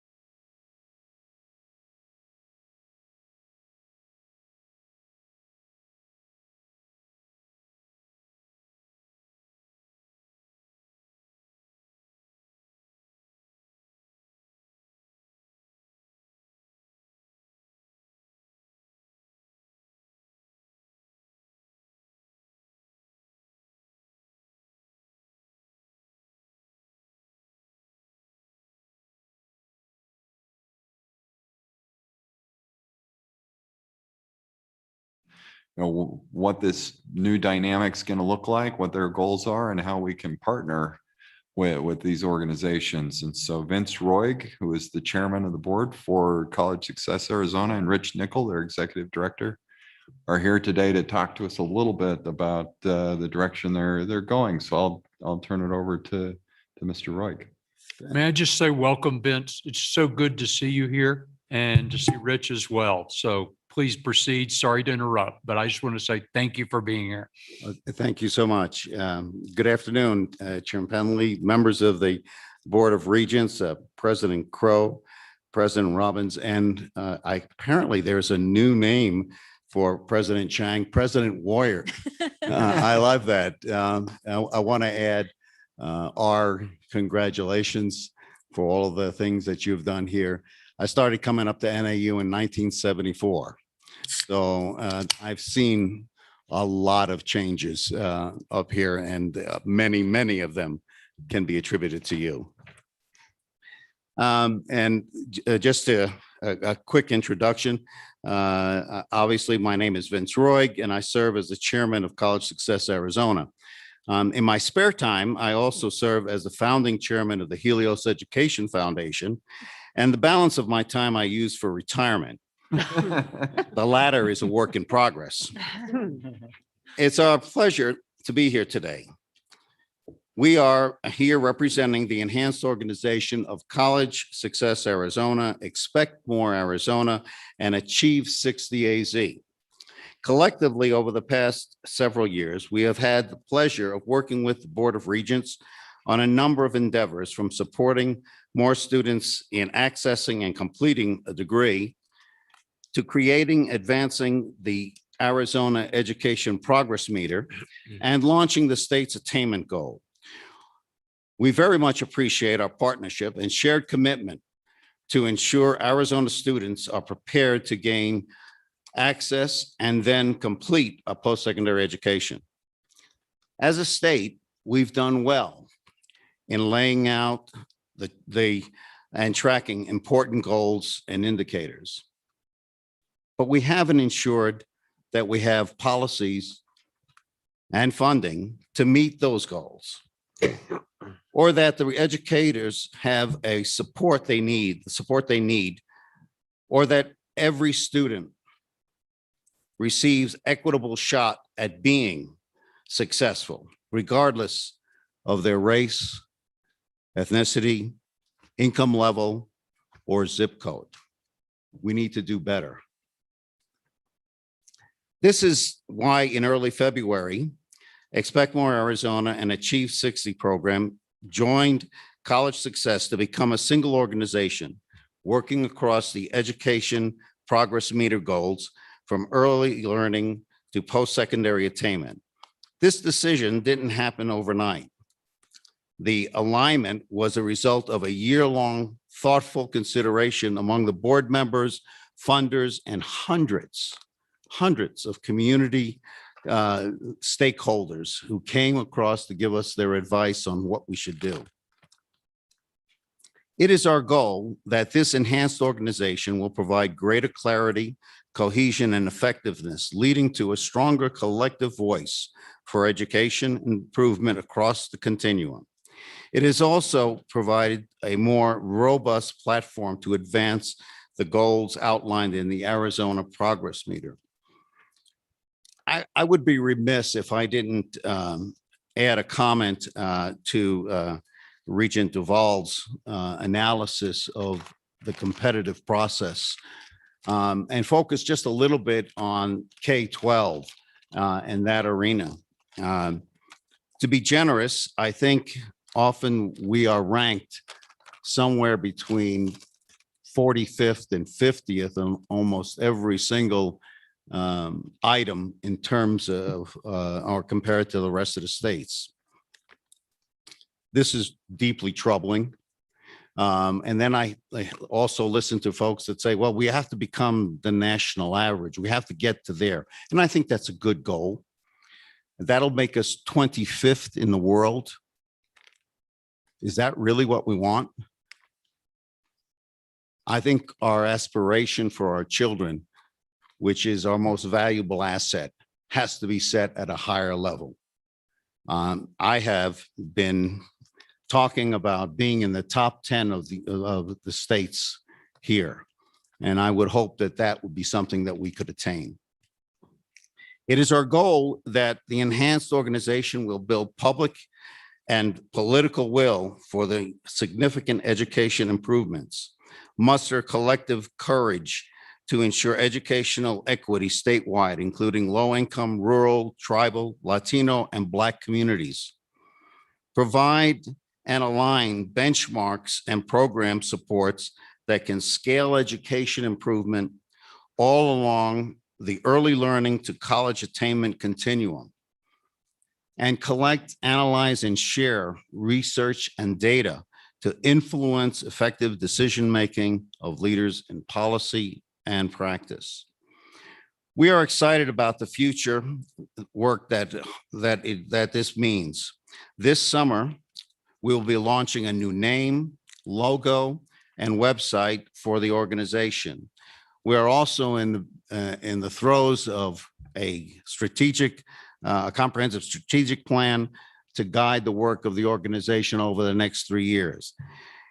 In that process, we have brought together 35 community leaders from all over the state, well diverse, from tribal leader areas to business folks, to education folks, and they have been meeting now for about 6 weeks. Every meeting, they have a set of questions that we answer that's helping to build this strategic process for this new organization. We are grateful, thankful for their volunteerism and their willingness to come to this endeavor. We are grateful to you for your support and look forward to working with you on important issues related to college access and affordability and success. With that, I'm going to turn this over to Rich Nickel, President and CEO, which is what every good chairman does, is turn it over to the CEO for the right answers, of the enhanced organization, who has a few highlights to share about how we've worked together in the past and some new ideas on perhaps how we can work together in the future. Thank you very much for your time and attention.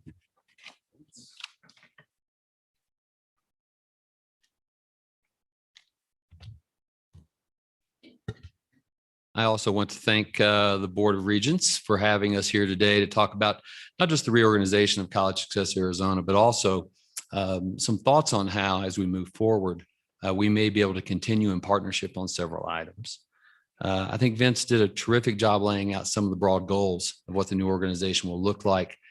What I'd like to do is take you back just a little bit to talk about a couple of the key things we've done, how that's been impactful, hopefully, to the universities, also our community college students around the state. Then think a little bit about some of the ongoing programs we have right now. And I think some of those mesh very well with some of the priorities that John laid out. And then maybe what the future looks like the next year or so, and how we might continue to work together to create this attainment, I think, that we all are extremely interested in. So first of all, many of you all may know us primarily as College Success Arizona, or either another brand name before that 10 or 12 years ago. And some of you may remember us mostly as a scholarship organization who also provided very intensive mentoring services. We're proud of that past, and that continues. Over the last 10 or 12 years, we have provided, with much more already in the pipeline, over $16 million in scholarships to students attending public universities here in the state. We've also provided another $5 to $6 million in direct professional services that help those students be successful once they get there. One of the things we learned very early, and I think all of you know where we're coming from, is that just getting a person into school certainly did not, even if they had the finances available to attend, did not mean that student was going to be successful, especially if that student had barriers that existed in their preparation, if they were first in their family to attend college, or faced other situations that we're all familiar with.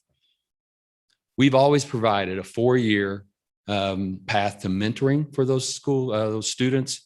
It comes out of our shop. And we're very proud that, of the 100% low income students we work with, 90% of those students of color, 75% are first generation, that we maintain almost a 75% graduation rate.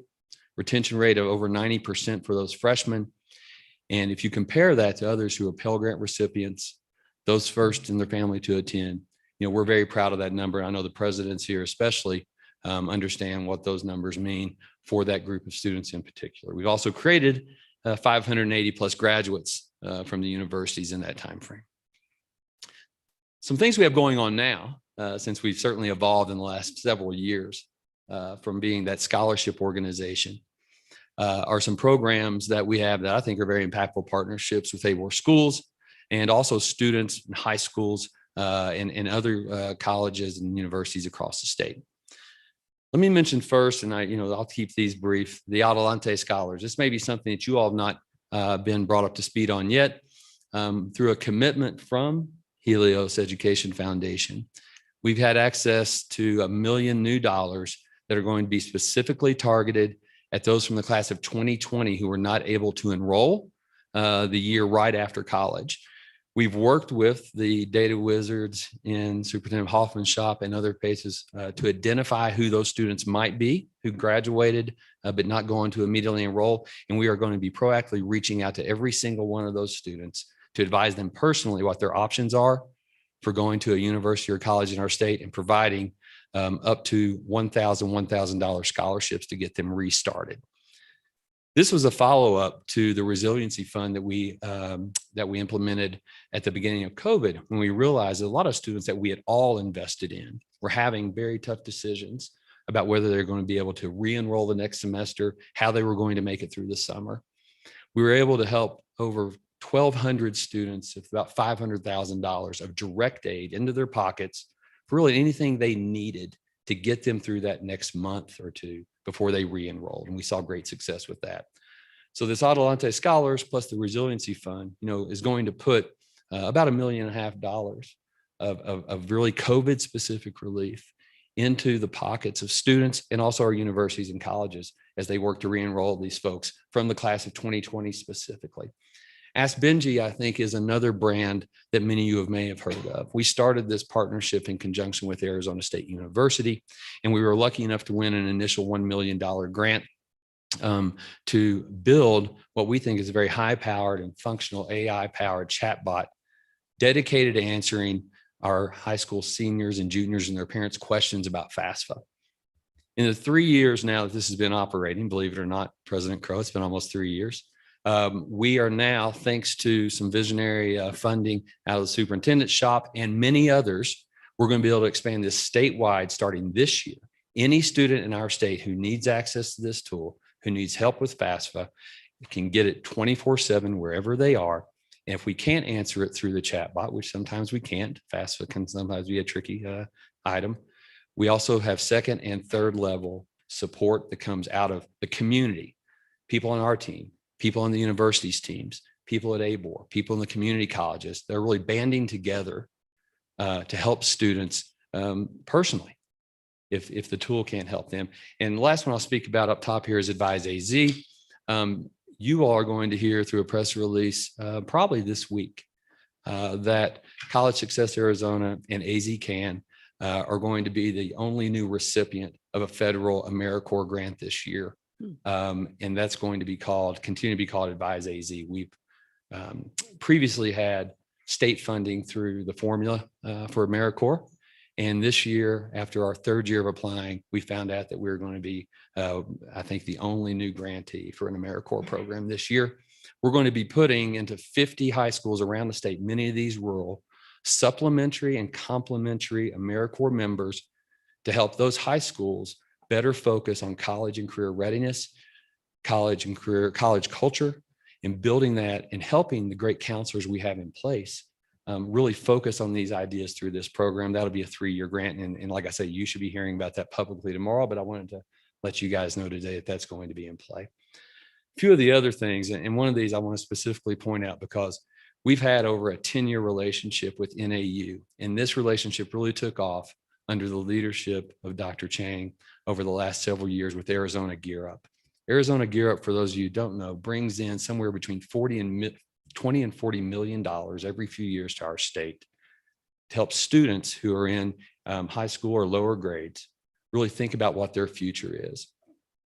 NAU through the Gear Up program works with partners around the state, and we've been a strong partner with NAU on Arizona Gear Up for over 10 years, and we're very happy for that. And we think it's been extremely impactful. And I want to thank President Chang for her leadership on continuing to give prioritization to Arizona Gear Up. The Chief 60 AZ has been mentioned, and also the Arizona Education Progress Meter has been mentioned, which we all have worked on together, and we look forward to continuing that.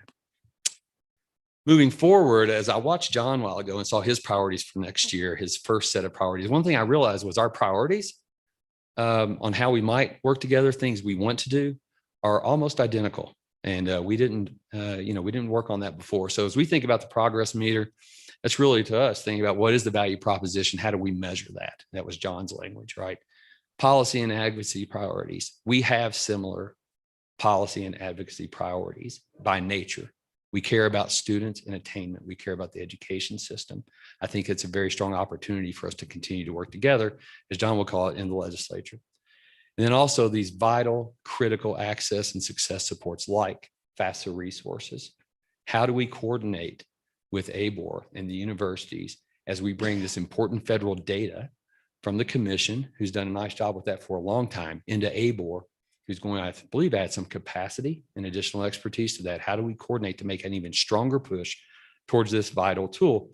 You all may know that students who complete the FAFSA go on to enroll in a post-secondary institution of some type at almost 80%. So that's why it is the #1 indicator of somebody's intention to enroll in a post-secondary institution. It is critical that we continue to increase this and continue to pay attention to it. College application campaigns, and also importantly, and I think this is something we're all still growing in, the importance of student advising and what that means to retention, and especially for those students who are in this opportunity group that I think we all care about, of our lowest income students, those from first generation families, those many times in rural Arizona, and certainly those of color. How do we not just get them in school, but how do we keep them there once they're at the post-secondary level? I know we're running up against time. I'm happy to take any questions. And of course, I want to thank again everybody here that I've met previously. It's been helpful. And also some of those maybe that I haven't met before. Thanks very much, Rich. John, any comments or questions that you would like to add? I just mentioned that we've been involved with College Success and Achieve 60 AZ. Prior to that, I served as a board member for Achieve 60, and then I was invited to participate on this community group advisory board that was mentioned earlier. So we continue to be closely involved with this process, and well, as we move forward. Thanks very much, John. Rich, we very much appreciate the close cooperation with College Success Arizona. We appreciate very much your and Vince being here today to talk with us about the many contributions that you all are making to educational attainment, something to which this board is heavily committed. I couldn't leave this issue without also commenting on your chairman, Vince Roy. Vince, in his usual humble way, turns the floor over to Rich to really give us the details, as he does with Paul Luna at the Helios Foundation. But Vince has been involved in really supporting education for more than 50 years. He's a giant in the field. His commitment is perfectly aligned with where this board is going. And Vince, I know Rich is your CEO, but we thank you for what you're doing to really drive educational attainment forward in such a significant way. You deserve our appreciation, our recognition, and our applause to you especially. Thank you.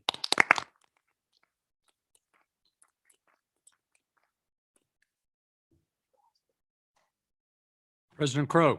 Thank you, Mr. Chairman. I just wanted to agree with those comments, but I also want to put this project into perspective. I mean, this is one of the most important aspirational projects that's been undertaken in Arizona, because it outlines on several dimensions what it's going to take for our economy to be successful. So one thing I hope, and all of us have talked about this, that I hope that this project can do is also concentrate on the progress that we're making towards each of these objectives. And then one additional thing, which is, and what has that progress meant relative to higher per capita GDP, fewer people that are, more poor relative to people that are more rich. That is the narrowing of the gap.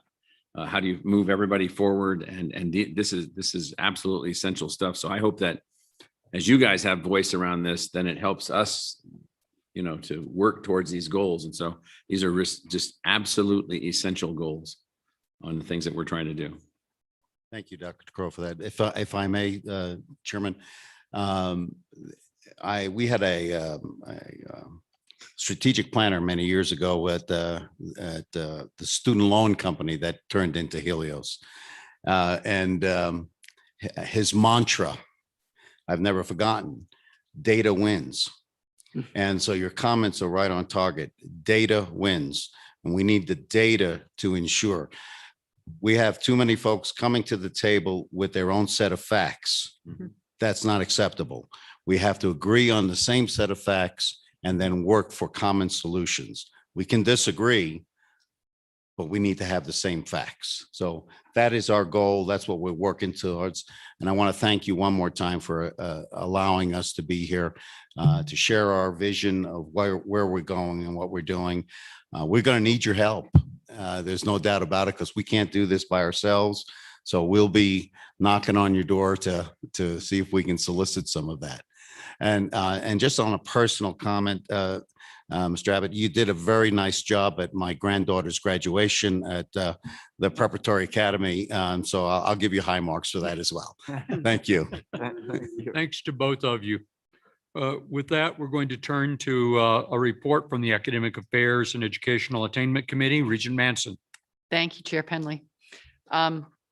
We only have 2 items on the Academic Affairs and Education Attainment Committee agenda today. The first is the approval of the fiscal year 2022 budget for the Arizona Teachers Academy. And then we are going to discuss the 2020 Arizona Public University's completions report. So our first item is the budget for the Teachers Academy, and John Arnold is going to present this item. Sorry. So the budget that's in front of you makes a couple of assumptions. First, the proposed budget that's before the legislature continues the $15 million appropriation. We're assuming that's going to stay in. Second, it does not assume any monies from Prop 208. We are still uncertain if, when, and how much that will deliver. So the budget that we put in front of you includes the monies we received from Prop 207, which was $15 million. That was the marijuana money. And then the appropriation, so a total of $30 million. There is also a difference in the way we structured the budget this year. Prior years, the statute slotted out different amounts for the different types of programs. $5,000 for an undergraduate student, $10,000 for a graduate student. That has been removed. The law's changed. So now it's just the actual cost of the scholarship. And so we did not slot it at that level anymore. It just was no longer relevant. So instead, we are allocating dollars based on performance from the prior year from the institutions and just a total amount. Again, the proposal gives the director, me, authority to move dollars around between institutions as necessary when we get live data in from the participating institutions. The other point I would call out, there's 2 new programs that are coming in as part of the Teachers Academy. One, we've received authority to provide scholarships for teachers that are seeking the necessary accreditation to teach dual enrollment.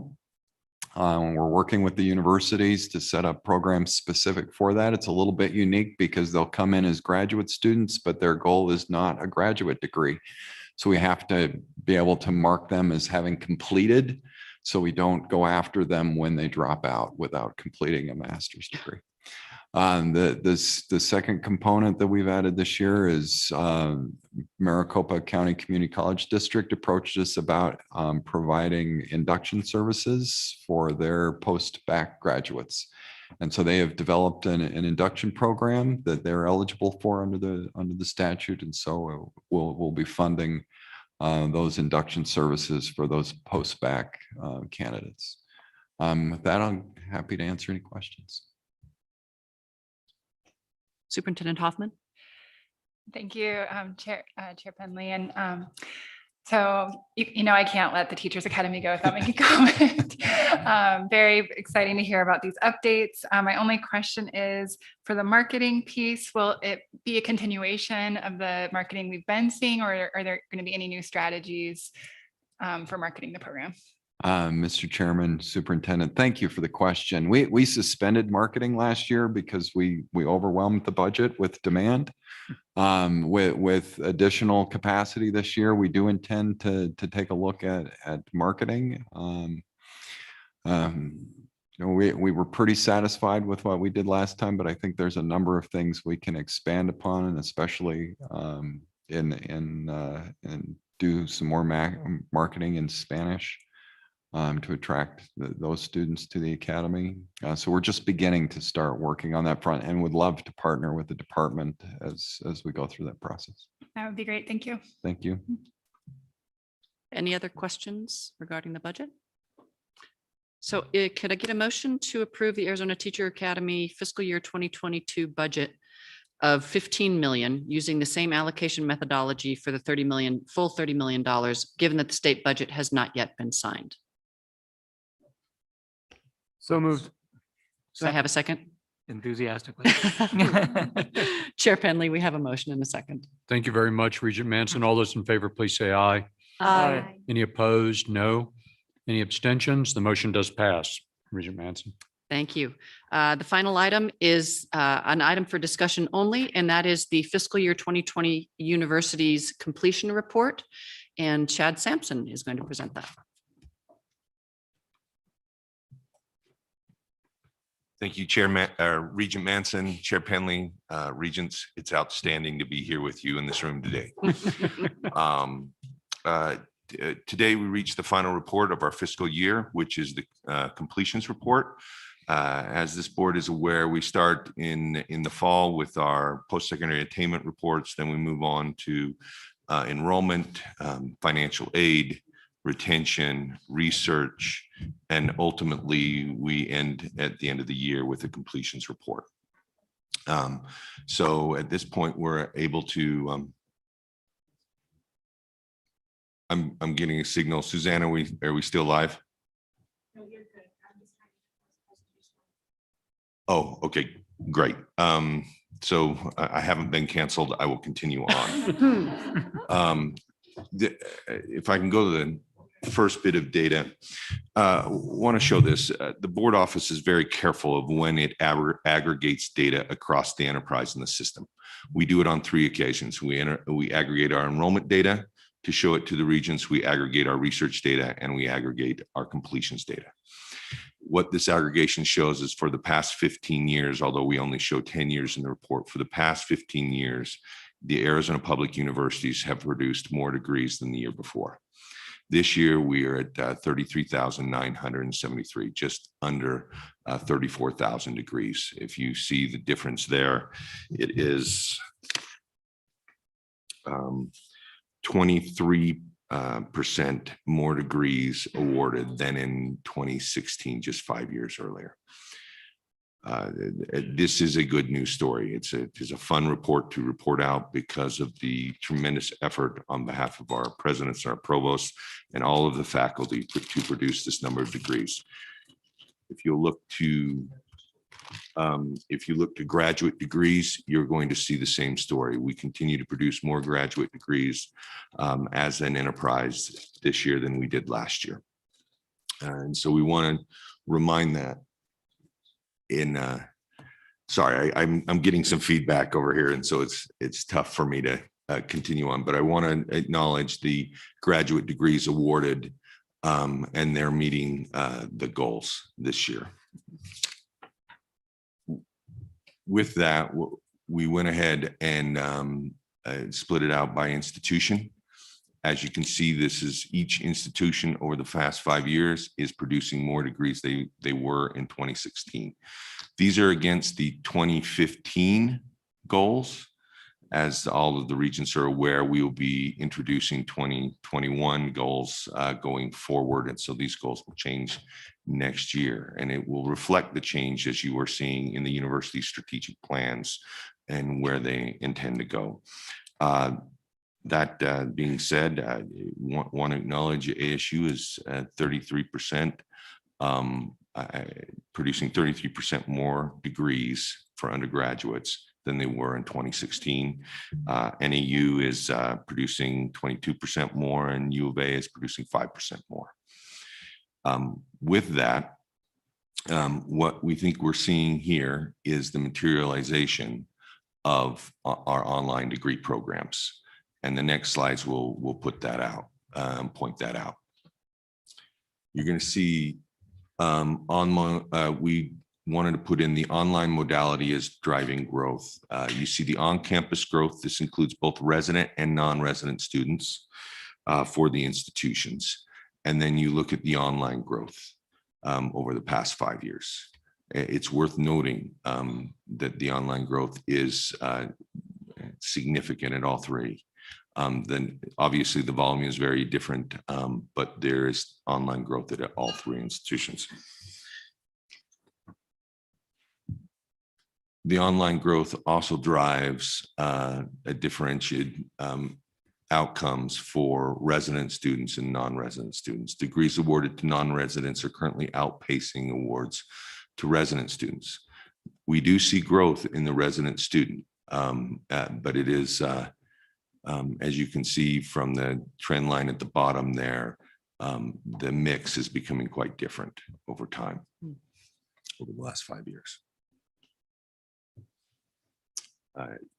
Graduate degree growths are also increasing. I'm sorry, I hit the wrong button. And then same online modality is increasing is showing a different mix from resident students and non-residents. And we wanted to show that. I then want to do, are there any questions regarding any of that data? If not, I will move on to our workforce development, which is quite a bit of information in the report about our what types of degrees students are getting. We thought it was appropriate to show for bachelor's and graduate degrees and make sure the board understood. And again, we're showing this as a system, but we will break it out by university, that the STEM degree increase has been significant. Both in graduate and undergraduate degrees, you're seeing growth in the health degrees, and education has been relatively flat over the last 5 years.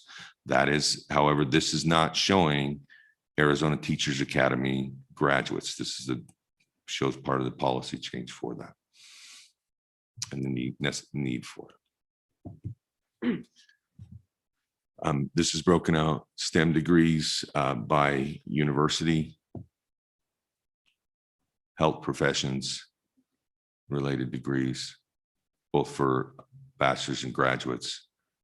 And then we wanted to break out education.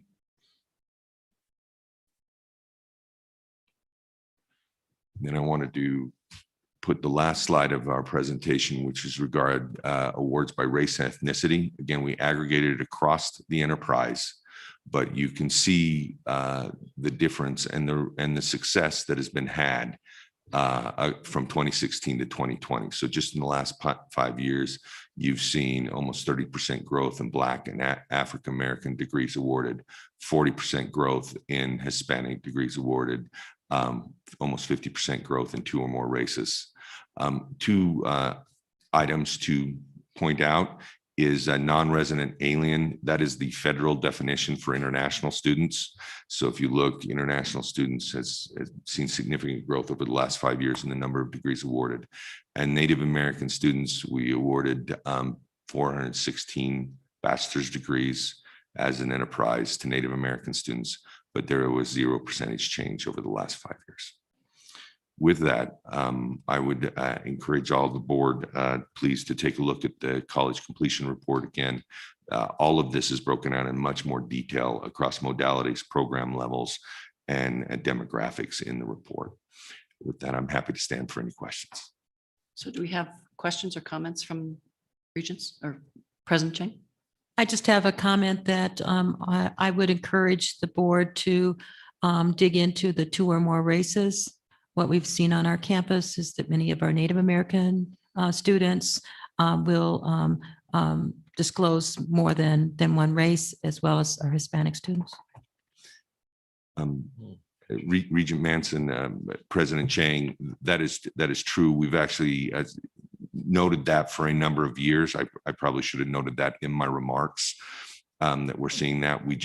The way in which we collect the data, we can't break that out and mix the 2 or more races with the Native American numbers.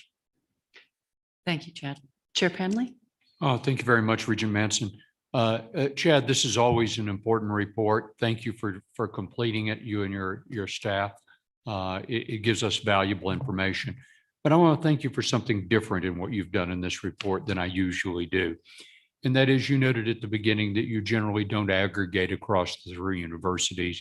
And I just want to thank you for recognizing and really exhibiting the fact that in Arizona, we don't have a system like Minnesota or Illinois has. We have 3 major universities that really operate to really bring to Arizona the kind of attainment that we need. When we do look at the enterprise, we're still not a system. And I think that's in something that we've really, I think, matured into recognizing and really articulating. And you did that at the beginning of your report. And I just wanted to call that out and thank you for that. Thank you, Chair Penley. Thank you, Chair Penley. I do have one question, and it goes all the way back to the resident degrees versus non-resident degree growth and numbers. And I just want to clarify that we are not turning away eligible Arizona students who apply to the state universities. And what we're seeing in the impact, I think, and I want to make sure that I'm correct in assuming this, is that's the impact of the low college going rate in the state of Arizona.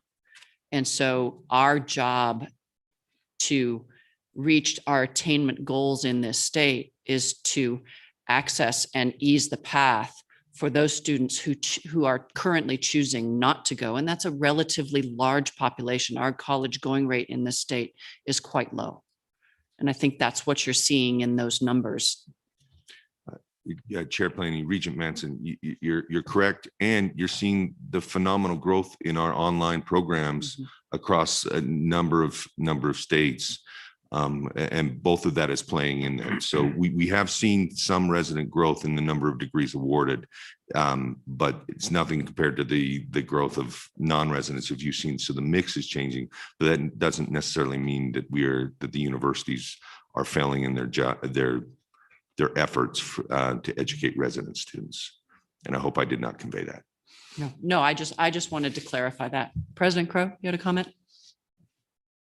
Yes, Regent Manson, to your point, these are complicated numbers. I did send a separate note to the Regents on May 9th, specific to some of earlier comments from Regent Duval on Arizona components of things. And so, but the real point is one that you're specifying. And so Arizona has not yet fully embraced the notion of what it will take for more students to go to college, not how do they do only when they get to college. We saw that we're doing pretty well compared to other states, to Director Arnold's earlier comments, and that is that we have a low college going rate that is derivative of several things. The superintendent has now allowed us to speak to students that are in high school, which we haven't been allowed to speak to in the past. The only state in the union where colleges are not allowed to speak to students while in high school.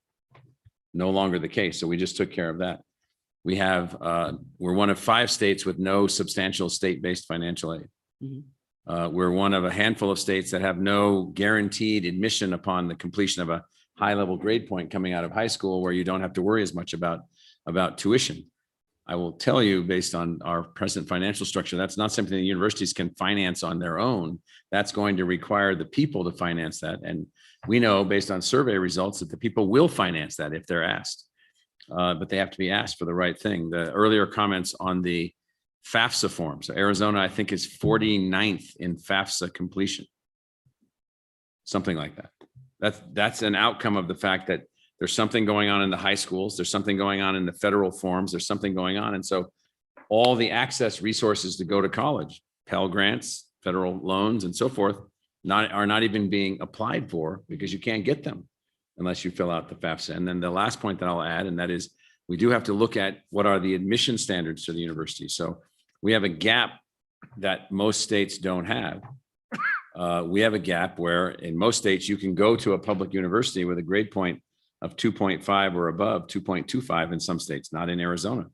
And so we have, those are all things that I think that are factors. And one thing that we may want to think about is, which we could do if you would like us to do this, is modeling all of this.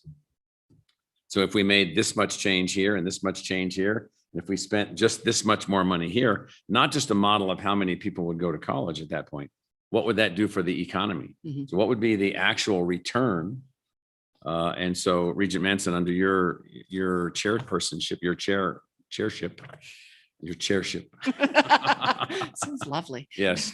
If we can be helpful with that, we do have the Helios Center that's been funded on aggregated data down to the high school level. And then we have the Decision Theater, which we've activated in the past, but we could look at all of this in that context from if we twist that number or tweak that number or twist this or tweak that, what might we get from these kinds of things? And I just want to just put out some cautionary note about some of the ASU numbers. I mean, as we grow to a national serving institution with online students coming from all over the world, that won't any longer be a productive number to look at per se. What will be the productive number is who are we keeping in Arizona? Who are we educating in Arizona? How are we doing with the residents and so forth and so on?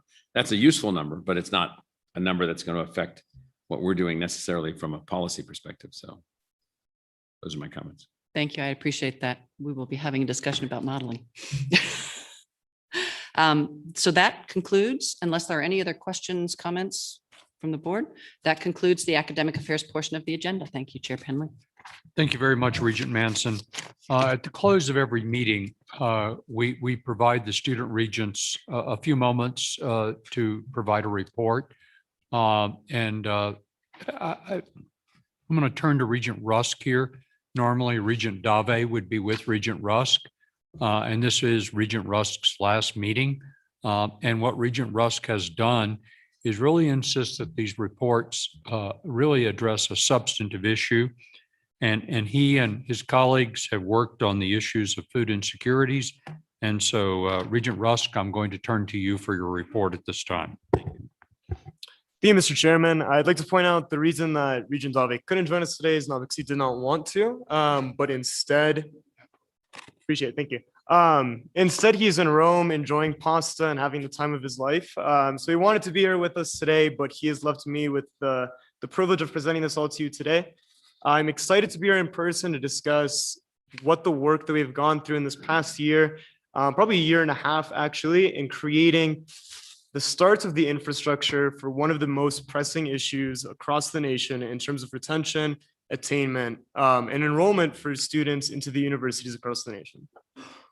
I first wanted to begin by thanking first the board for allowing us to go through the work to get to this point, the universities for the courageousness to open this can of worms and to understand what is going on underneath the hood, and for the task force that has been instrumental in allowing us to get to this point. I especially want to thank Dr. Lucas, who's on the Zoom with us today. Without him, getting to this point would have not been possible. I want to thank the committee at the University of Arizona for all of the work that they've put into this. It has been quite the process, and you'll see what we have gone through, and I'm excited for you all to get into some of the data that we've found. I also wanted to, before we begin the meeting, since the slides build on top of one another, if you have any questions at the end of the slide, please feel free to interrupt, and let's make sure that we're all clear on every single beat so that the narrative builds rather smoothly. So when we first began our mission, we had a list of 7 purposes and 7 goals that we wanted to achieve by the end of the year. It was rather lofty, and you can see that there was a lot of them. We wanted to assess the scope of food insecurities, we wanted to identify successful processes, identify the mechanisms to support those students, and you can read the rest. What I will tell you is that we succeeded on the first 2. That does not mean that we failed on the last 4 or 5, but what it does mean is that we became cognizant that the best way to approach this situation was with data. And so the first two bullet points gave us the data to understand what is happening. And then we became cognizant that this issue is not an issue that will be solved in 1 year or even 2 years. Now, of course, there are things that we can be beginning to be changed within the next 6 months, but we were cognizant of the longevity needed to address such a large project. So many of you have already seen this timeline. For those who have not, this is essentially the timeline that we began with. What wasn't kind of represented here is my predecessor, Lauren LeCure, and I, of last year, we began this idea of what would it look like to actually begin to survey what the student life of the average student looks like at any one of our 3 universities. And so from that came this idea of creating a working group, a task force on basic needs and the lack thereof at our universities. And so from August, we created the task force, which was comprised of key members from all 3 universities and research members from all 3 universities to begin to create a survey and a process to understand exactly what was going on at our 3 universities, and so that we could have the data to begin to create solutions to these problems. So now you can see we're in June. We were planning on having this report ready for you in April. We ran into some issues, and now we're here in June ready to present it. I'm thankful that we couldn't present it in April because now we get to be in a room with one another. And so it's exciting that we've finally gotten to this point. One thing that I'd like to point out is this is the first time actually in the Arizona Board of Regents history that we've created a survey that will be administered through the 3 universities. And so there was a plethora of complications that came into that, but we succeeded. And so again, I want to pride the universities on the work that they did to get to this point. So let's talk a little bit about what the definitions of food insecurity and what housing insecurity can be defined as. And so the definition of food insecurity can be broken into 2 separate categories: low food security and very low food security. So low food security is based on students who report reduced quality or variety in their diet. This is typically what individuals think of when they think of food insecurity at the college level. Students who are only eating 3 peanut butter sandwiches a day, ramen every single day for breakfast, lunch, and dinner. Whereas very low food security might align more with what you think of when you think of a word like hunger.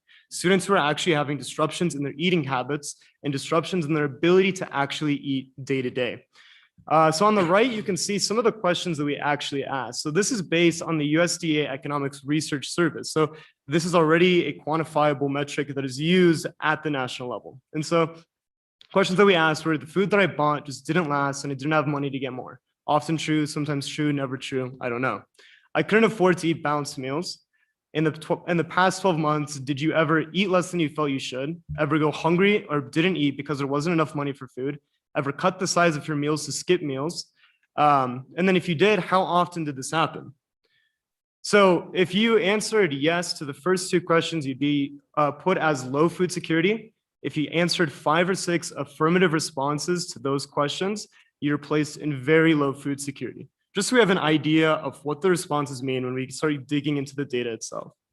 Housing insecurity describes students who report a disruption in permanent housing indicated by sleeping in temporary areas, whether that means that you're couch surfing with a friend or with a friend's family, or if you're in substandard conditions. Maybe you're living in your car, maybe you're living in a garage, or an area that's not necessarily designated for human rest. And so, again, you can see on the right there, this is based on what the University of California system did when they tried to assess housing insecurity.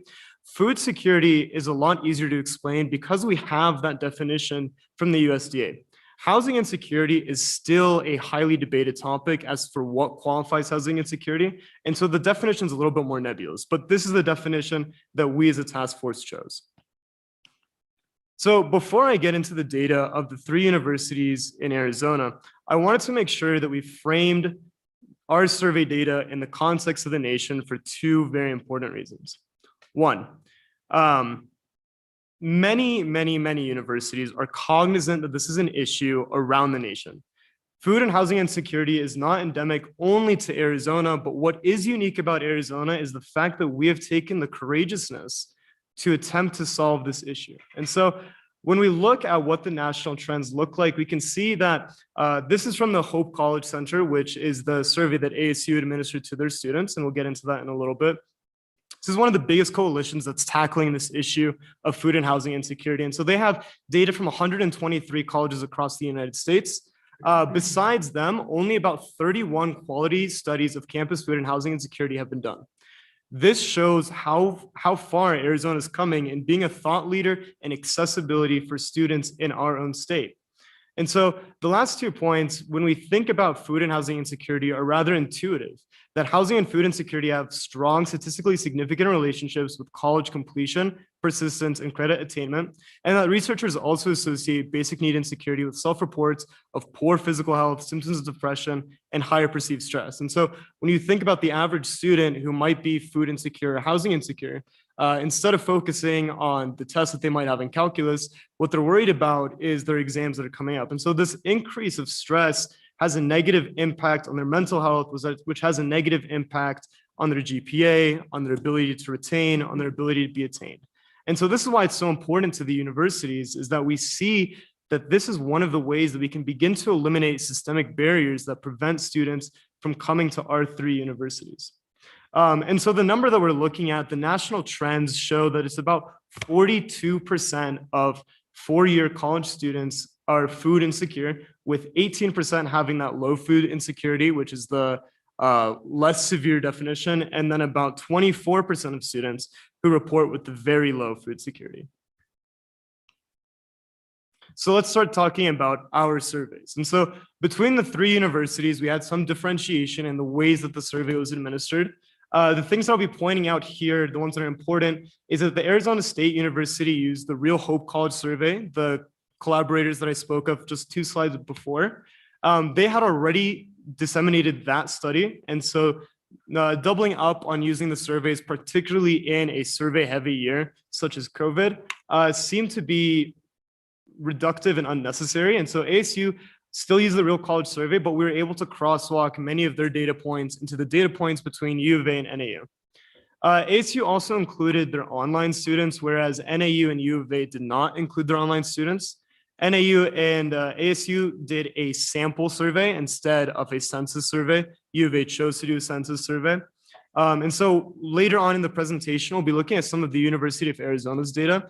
This is not because the University of Arizona is worse than the other 3 universities. This is because A, my proximity to the University of Arizona, and B, the fact that we did a survey that allows us to look at their demographic data, but we could not crosswalk the demographic data between the 3 universities. And I'll touch on that point again when we get to that slide. So what we've been waiting for, what were the results of our study? So about 26% of students reported food insecurity at ASU, 47% at Northern Arizona University, and 35% at the University of Arizona. You can see the very top number represents the very low food security, which is the disruption in eating patterns, the reduced food intake. So you can see 16% for Arizona State University, 20% for NAU, and 16% for the University of Arizona. And so again, a common question that comes up when we talk about food insecurity is this thought that, well, when I was in college, I was also struggling with food insecurity, but I didn't think it was that bad of an issue. And so one of the questions that were devised to kind of understand the severity of the issue for certain students is this next question. The number of students who did not eat for a whole day because there was not enough food. So there's also a difference in data here between ASU, U of A, and NAU. ASU asked in the past 30 days, did you not eat for a whole day because there wasn't enough food? And then U of A and NAU asked in the last 12 months. Students that responded often true and sometimes true were labeled as yes, never true, obviously labeled as no. So I'll talk a little bit about the importance of the 12-month versus 30-day metric. So the reason that the 12-month metric, in my eyes and guys of other researchers as well, is you can kind of understand that food insecurity isn't always a continuous issue. So for freshman students, for example, who are given, let's say, a $3,000 meal plan, where they have to figure out how they can budget out their meal plan consistently through the year, lead to the situation where at the end of the year, they have no more funds left in their meal plan. And so that's when you see a lot of freshmen who are experiencing food insecurity. Also, when you get to the certain parts of the semester when students are spending $400 or $500 on textbooks, And they're forced in the beginning of the semester to deal with issues of food insecurity. And so depending on when you send out that report for the last 30 days will affect the severity of the response that you have here. And so Bridget Nobby, the director of the campus pantry, will always talk about the importance of understanding what's happening in the last 12 months versus the last 30 days. So understanding what is happening throughout the year is imperative to understanding how we can begin to solve some of the issues that we're seeing at our universities.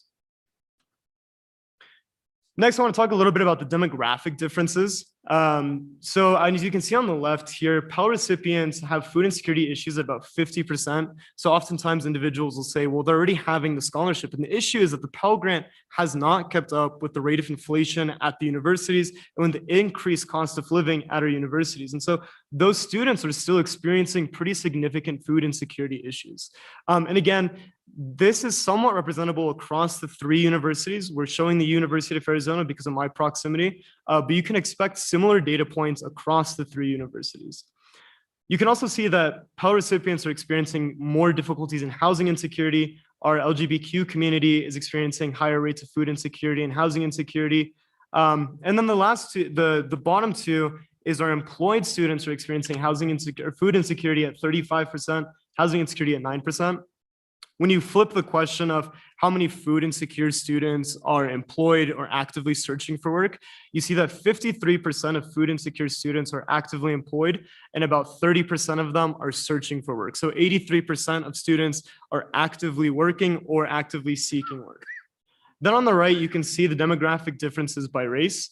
So you can see 1 in 4 Black students at the University of Arizona are experiencing very low food security.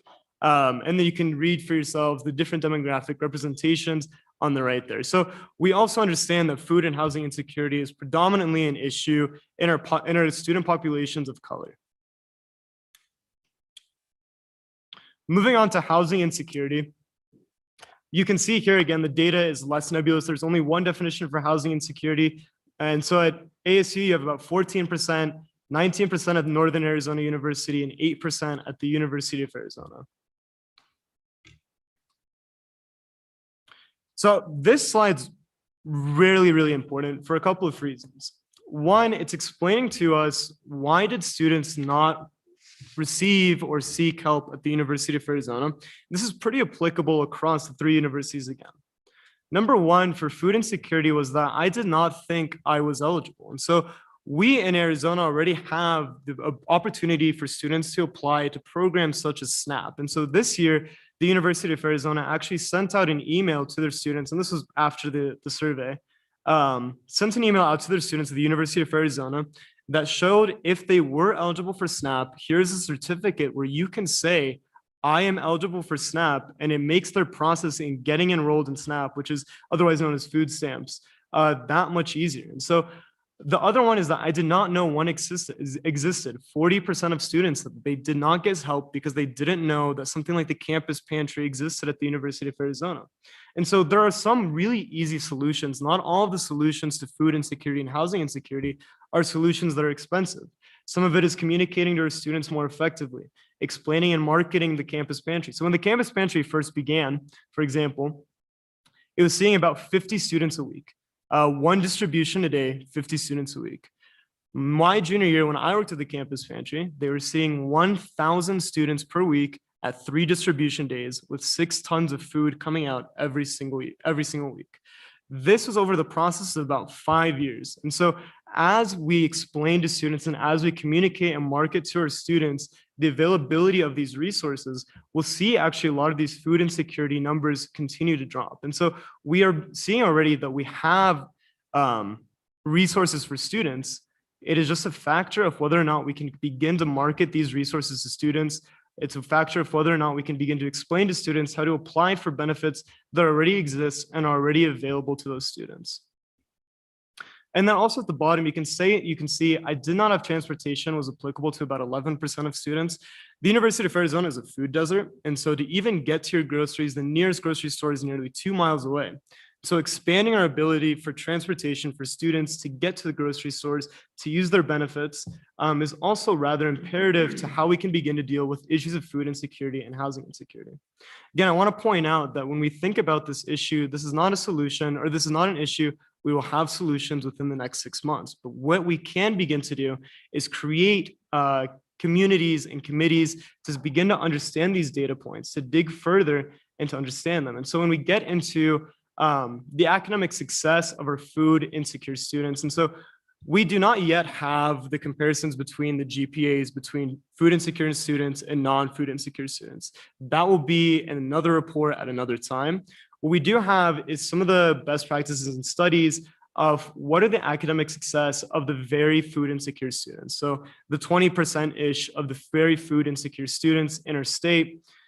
If you are at that level of very food insecure, your likelihood of not attending class is 44%.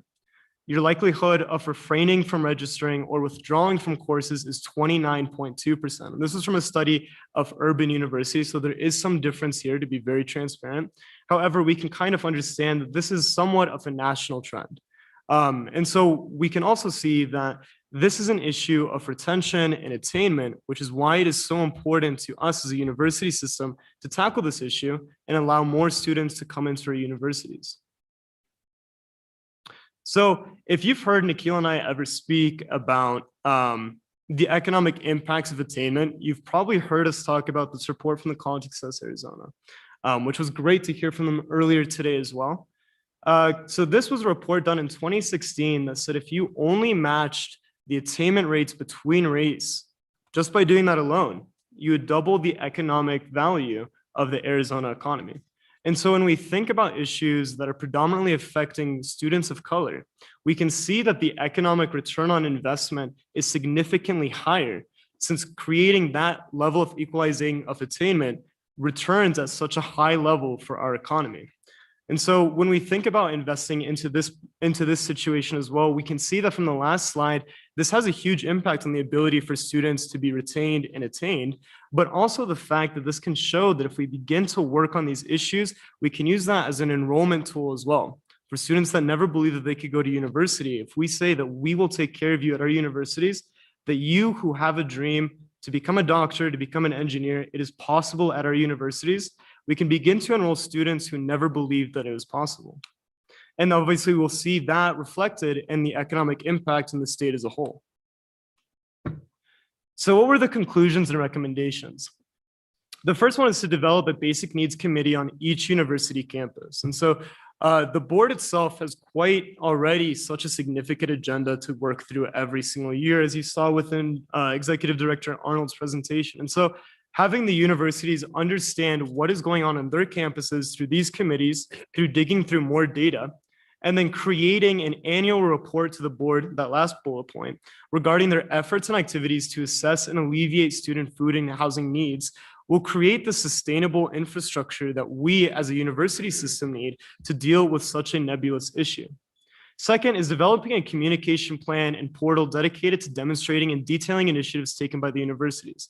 This is helpful in twofold. One, because we saw that 40% of students who did not know that something existed, creating this communication plan will help alleviate that 40% of students. And then the initiatives and activities linked, again, the same idea of explaining to students that if they have this dream to come to our universities, that they have the ability to, once they see what is happening at our 3 universities. We already have incredible work happening at our universities.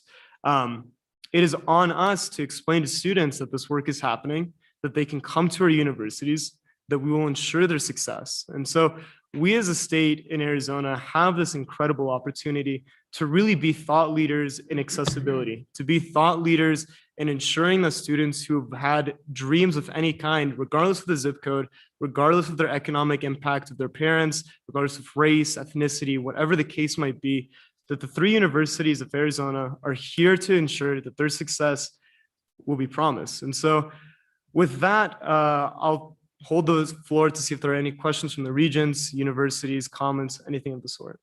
Regent Rusk, thank you very much for conducting the research and really bringing these recommendations to the board. Any comments or questions? President Crow. Regent Rusk, you and I have talked about this issue several times, and one of the things I hope that you can do before you join the Boston Consulting Group and charge us to give us your thoughts. Or if you could find a pro bono way to work from us from your Chicago penthouse. One of the most important things here, I don't know if you noticed in the 2 percentages that were at the top relative to, it was that students didn't know. Yeah. Didn't know they were eligible and didn't know that such services. And so that's not for want of trying, on the part of the universities who raise our hands and raise our hands and raise our hands. And what we really need then is how do we find a way to help a person to understand that it's to their advantage and their long-term success to reach out for all the hands that are trying to be helpful to them. And then I noticed that 2 of the survey responses also were embarrassed. Yeah. There's no reason to be embarrassed at the university. We're there to help you. That's why we exist. And so, and it is obviously no shortage of food. So that it has nothing to do with food or even cost of food. It has to do with how do we get people to raise their hands so they can be helped. I would just love some of your wisdom, as you from a consulting perspective. I'm serious about this. I am, because that's really what we need. What we need is, what are the ideas, best practices to help people for which there's no gap in the availability of the help. There's a lack of awareness or a lack of raising hands. And so that's a really big thing. And I know at least my friends when I was in college who were, would live in their cars during their breaks and eat the ramen, as you suggested, and so forth. They were just stubborn human beings. And so there was just, and so what we need, what might be useful, since you've thought so much about this, is what should be the angle or the frequency that we're communicating on? Because it may be that we just aren't communicating on the right frequency. Yeah, so I think there's 2 things to that. One is that we need to understand that not everything that is going to be a solution to this is cost intensive. Yeah. So as you've already mentioned, a lot of this is just changing the culture. And I've talked about this a lot throughout the community at the University of Arizona, is that we have this very odd stigma of asking for help.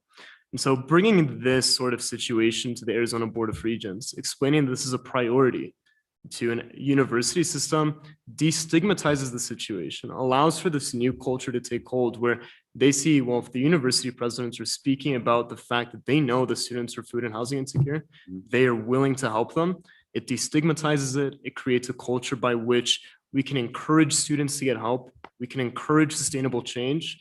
And then showing that as a priority in terms of funding the systems that are already going on at the universities, whether that be campus pantries, whether that be programs like Fostering Success, the University of Arizona, which has been remarkably successful, demonstrates that it's a priority for the universities. It demonstrates that the culture is shifting at the universities. And so I don't have all the answers. What we've done here is scratching the tip of the iceberg. That's really it. And so we have 99% more to dig into. We have focus groups that we can be doing. We have ways to understand what's going on with their student populations, understanding when students are having the most food and housing insecurity issues, understanding how that affects their mental health, and where we can remove the barriers to ensure that students are getting the help that they need. And so there's a lot of questions that I don't have the answers for, but we're beginning to understand the issue with this very beginning data set.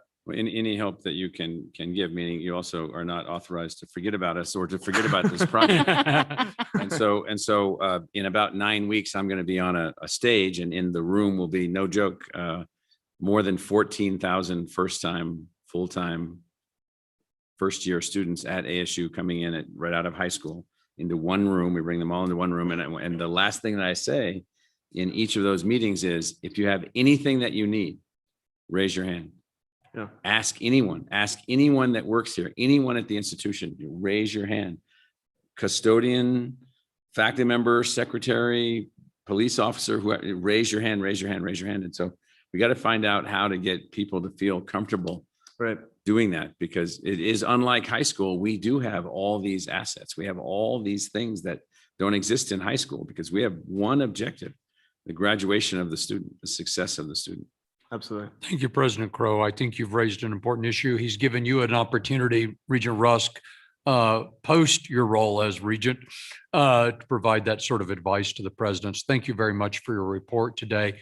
With that, I'm sorry, Regent no. Mata, did you have a No, no, comment? I'm fine. I'm going to turn to Dr. Summers, who is going to give a report on the faculty councils.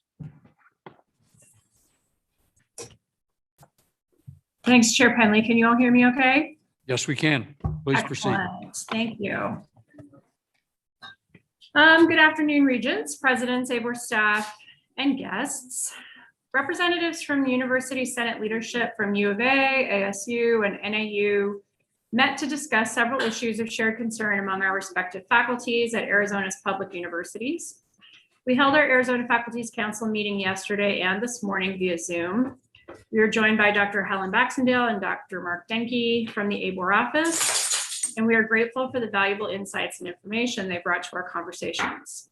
We're also thankful to the University of Faculty Center staff member, Andrew Schroeder, for hosting the Zoom meeting and taking notes. The AFC members were encouraged by the discussion among Abor members and university leadership during the recent Academic Affairs and Educational Attainment meeting in May, particularly regarding the proposed enterprise-wide metrics, institutional metrics, and online program metrics.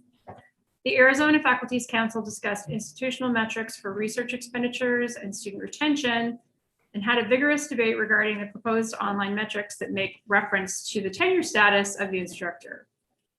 In our view, the foremost goal of all of our online programs is to deliver the highest quality educational experience.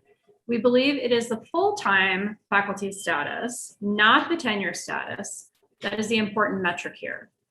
The AFC is advocating for greater faculty involvement in these ongoing discussions, particularly as they relate to academic freedom, curricular/disciplinary expertise, and local control over course loads, distribution, research expenditures, and admissions requirements.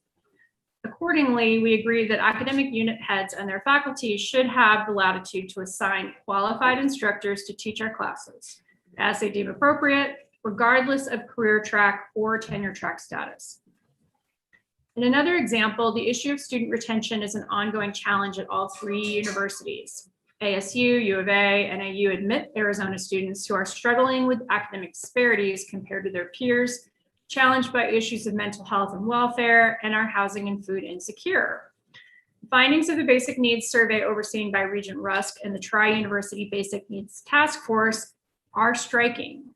Between 26% and 47% of students surveyed during annual year 2021 were food insecure, and a disproportionate number of these students identified as Pell eligible, LGBTQ, and racial and ethnic minority students.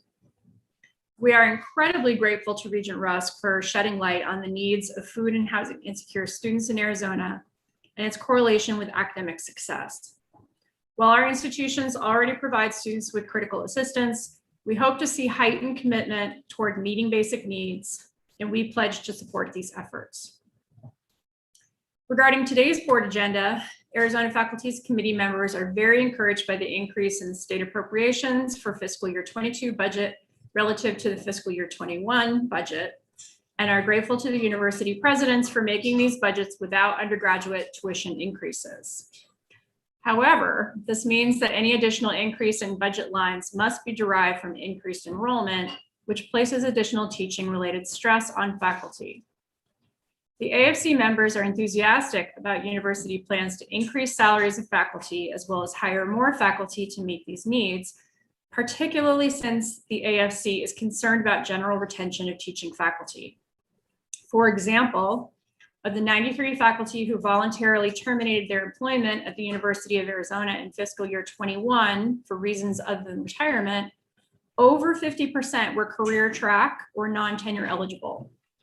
While some might see these faculty as easily replaced, many of our teaching faculty represent the best instructors the University of Arizona has to offer, and their departure affects the quality of our students' education.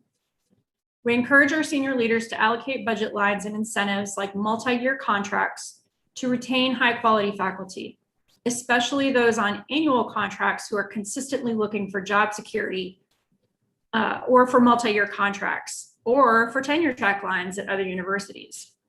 We know that student retention depends on the sustained relationships students form with their faculty. The AFC deeply appreciates the granular detail available in the completion report. Understanding the matriculation rates of different student populations help us in our efforts to enroll, retain, and graduate students from Arizona and beyond. We recognize and applaud the 7.3% increase in bachelor's degrees awarded to historically underrepresented populations as the result of consistent efforts by administrators, faculty, and student affairs and staff.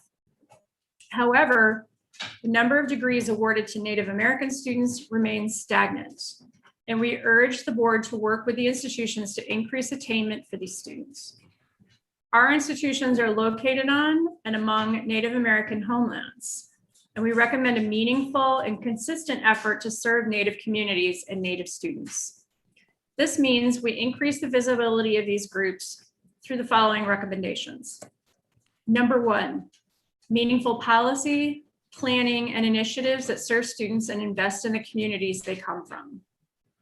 Number two, the appointment of Native people on committees and decision-making organizations in order to make deliberate and visible our commitment to power sharing and equity. And number three, appointing more Indigenous academics and administrators to university leadership positions and hiring Native American faculty and staff at all levels in order to support the goals of educating all Arizonans. Additional areas of discussion included updates on each university's plan for general education processes for campus-wide assimilation and delivery models, critical transitions such as Dr. Cruz Rivera's anticipated arrival as the new university president at NAU, and Dr. Gonzalez's stepping into the role of provost at ASU. We also discussed our support for the governor's reappropriation of the Arizona Teachers Academy budget and faculty return to campus in fall of 2021. As community vaccination rates increase and daily COVID cases decrease, we are all hopeful that a return to campus comes with a mandate for university-wide vaccinations, as well as an allowance for employee accommodations among those who are immunocompromised or who live with individuals who have similar health risks. Until COVID-19 is no longer a pandemic and/or we reach herd immunity status, faculty can and should be protected via reasonable accommodations through the Americans with Disabilities Act. Faculty are enthused about a return to in-person instruction and look forward to safely providing an excellent learning experience for our students. In conclusion, the AFC wishes to thank Chair Penley and the board for your willingness to listen and consider our reports on behalf of faculty at each Board of Regents meeting. We are excited to welcome Regents Manson and Duval as the new chair and vice chair of the Arizona Board of Regents, and are very much looking forward to resuming our faculty breakfasts with the Regents, which gives us the opportunity to share our mutual hopes and discuss our common goals. I'm pleased to introduce NAU Theater Professor Kate Ellis, a longtime participant in faculty governance and faculty senate, as the newly elected NAU Faculty Senate President and new chair of the Arizona Faculty's Council. It has been my pleasure and honor to serve as the AFC chair this past year. I've learned a great deal and look forward to continuing as a member of the AFC for one more year before the end of my term as chair of the faculty at the University of Arizona. On behalf of the AFC, I want to remind the board one last time that despite our list of numerous challenges presented this year, faculty are committed to student success, completion of goals, and are proud to be part of the success story for Arizona. This concludes my report from the Arizona Faculty's Council. Thank you. Thank you very much, Dr. Summers. We appreciate the report and the fact that these issues are being discussed among faculty. I appreciate what you said about the metrics. As I think all of us know, these metrics are designed to recognize that we have three very different universities and that we really need to drive each of them to excellence, but in differentiated ways. With regard to the online metrics, your comment about using full-time faculty is absolutely on target. I think we've already moved there as a matter of fact. So if you'll let your colleagues know that, I think that's important. We've heard it, we've listened, and we've changed, rightfully, I believe. With regard to the collaborative process on metrics, one of the things the board has done is really to focus on collaboration And each of your provosts from the 3 universities, along with other individuals, have been heavily involved in that. And I charge the provosts with making sure that they're engaging with their faculty senates at home with regard to the metrics to really deliver what you talked about in terms of collaboration. We look forward to welcoming Dr. Ellis. And again, many thanks for what you've done. Thank you. I'd like to now, I'm going to stand up to do this, so Tom may be disturbed by that. Doesn't take much to start time. He's moving it. He's moving it. I warned you, right?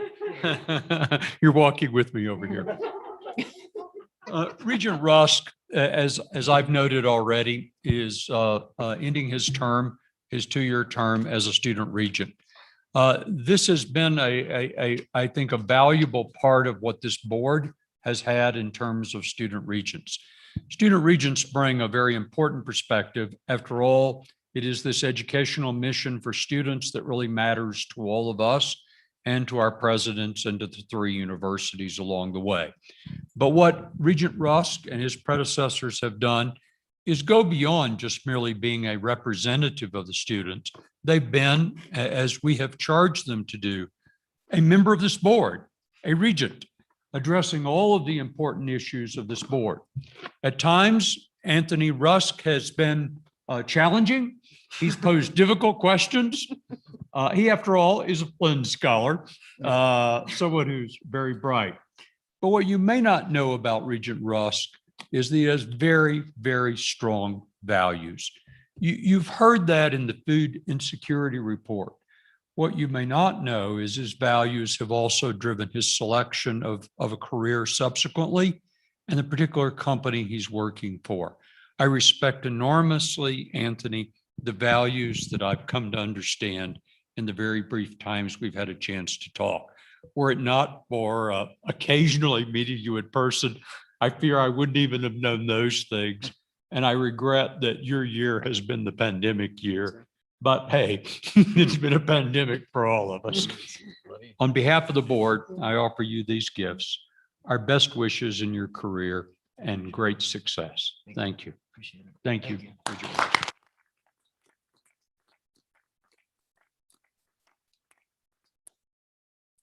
And I believe, any other comments, presidents? President Crow. So Regent Rusk, Anthony, you're heading off to do great things, but I just wanted to put it into context. I've been teaching a pretty rigorous course for 30 years, 11 years at Columbia and 19 years here, where the students in that course at ASU and at Columbia, many of them, they've gone on to become ministers of science in other countries, all kinds of things. It's been a fantastic course. You're at or above the level of any of those students. And so just the way your brain works, the way you think, the way you analyze, but then you bring to that yet another dimension that none of them have brought, which is this just undeterrable drive that you're going to figure out how to make the case to convince everyone to be able to move in the right direction, which of course is almost impossible in our society. And so what I like about you is that you're just like, it doesn't make any difference what anybody says. You're just going to keep making it and making it and making it. And I think that's outstanding because, and then you back it up with data and then you back it up with analysis. And so you can't, if people deter you on one path, then you move down another path. And so I just think that's fantastic. And all the conversations that we've had during the pandemic, you're focused on the students, and in particular, the students who had no chance of going to college, the students who come from families where no one's ever been to college. And with a person with your intellectual gifts, that's not very common. They're usually so stuck up, they couldn't care less about anybody but themselves. And so because their gifts make them, so arrogant that they can't see past their noses. And they end up generally, they might make a lot of money, but they don't really go very far. And so, or do much, because money's not far or much, and by itself. And so ASU, we got you a clock, buddy. And this clock is apropos of this year in the pandemic. So it's a captain's clock with a nice ASU symbol that you're going to put on your desk in Chicago.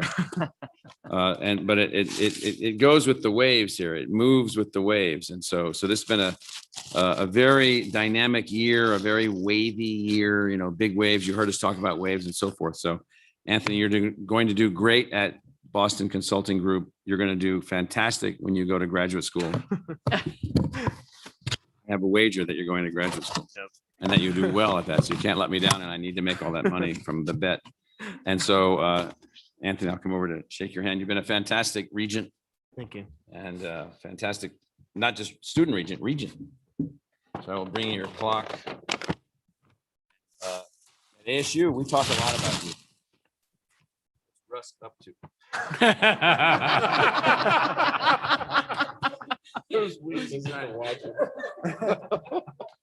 Oh, President Crow. With a smile. President Chang. Well, Anthony, Regent Rusk, thank you for your strong leadership. I've enjoyed working with you as you've represented all of the state university students at the highest level. And as Michael said, you've been a member of the Board of Regents, not just a student member, because of the contributions that you have made. But student regents do continue to broaden the conversation at the board level. You've brought enormous depth and focus into the many aspects of the student experience on all three campuses during this unprecedented time. I want to thank you for your outreach and approach on a tri-university level. The report today was really a very demonstrative of the work that and the commitment that you have to the students, but also the awareness of the uniqueness of each of our campuses. The emphasis on student success is something that I feel I can share with you, and one that has required us all to challenge systems and approaches. And as we're both leaving the Arizona enterprise system, I take great pride that we have shared this important focus area. So thank you for all you've done, and not only for our students, but for higher ed in Arizona, and what you're going to do in the future, and perhaps be back in graduate school here or elsewhere. Thank you, President Chang. We have a gift as well. First time with a microphone.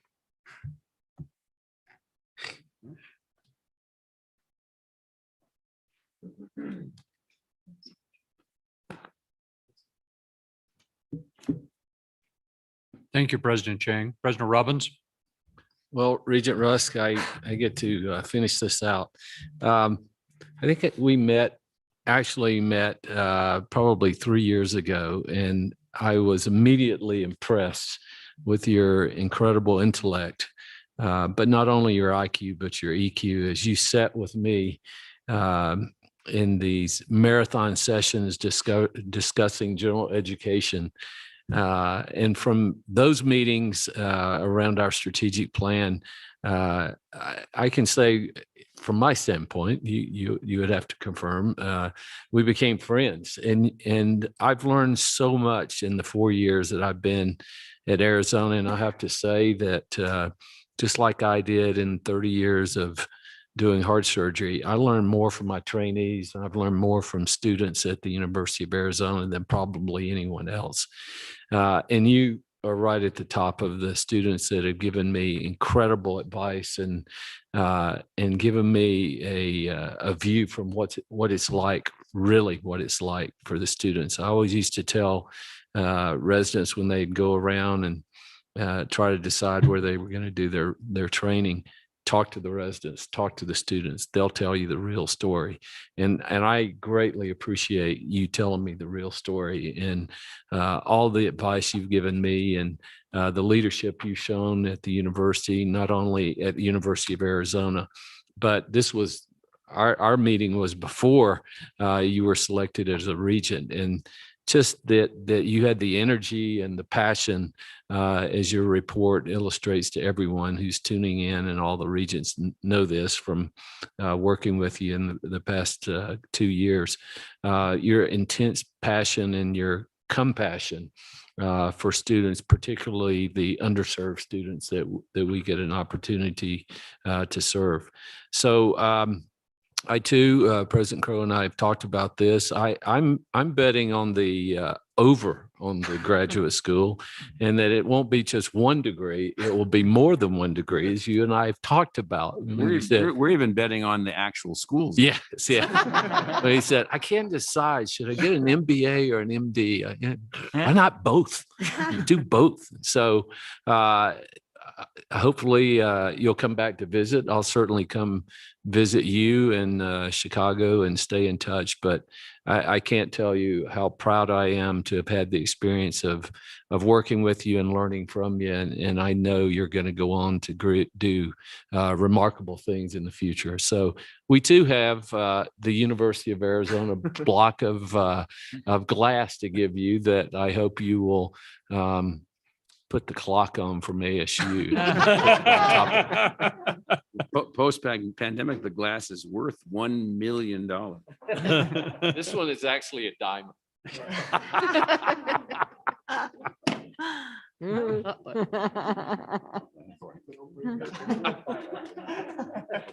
Thank you, President Robbins. Get a hug. That was invented at the university. Executive Director Arnold. Thank you, Mr. Chairman. Regent Dave felt terrible that he couldn't be here today, and so he sent me some words that he asked me to channel. So if for a moment, Regent Dave. You can pull that off. Yeah. He says to Regent Rusk, "It has been an absolute pleasure serving with you.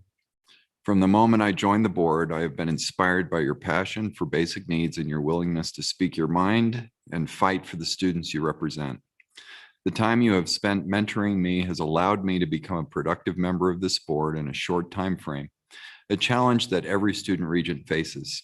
I hope to be a mentor of similar caliber to the incoming student regent, and more importantly, a friend of the same caliber. Best of luck on your future endeavors. I look forward to seeing you in Chicago and seeing you back in Arizona, although certainly not in Tucson. Forks up."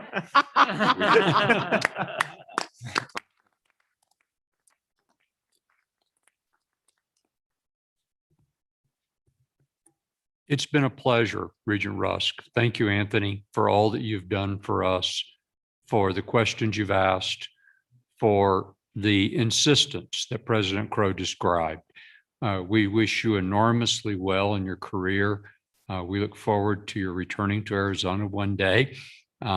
We need young talent. All of us know the demographic issues that we face in this state, as well as every other state. As Gen Z, as the smallest demographic group we've seen in years, we need to keep every one of you here. So I'm sorry you'll be in Chicago, but I hope you'll return one day.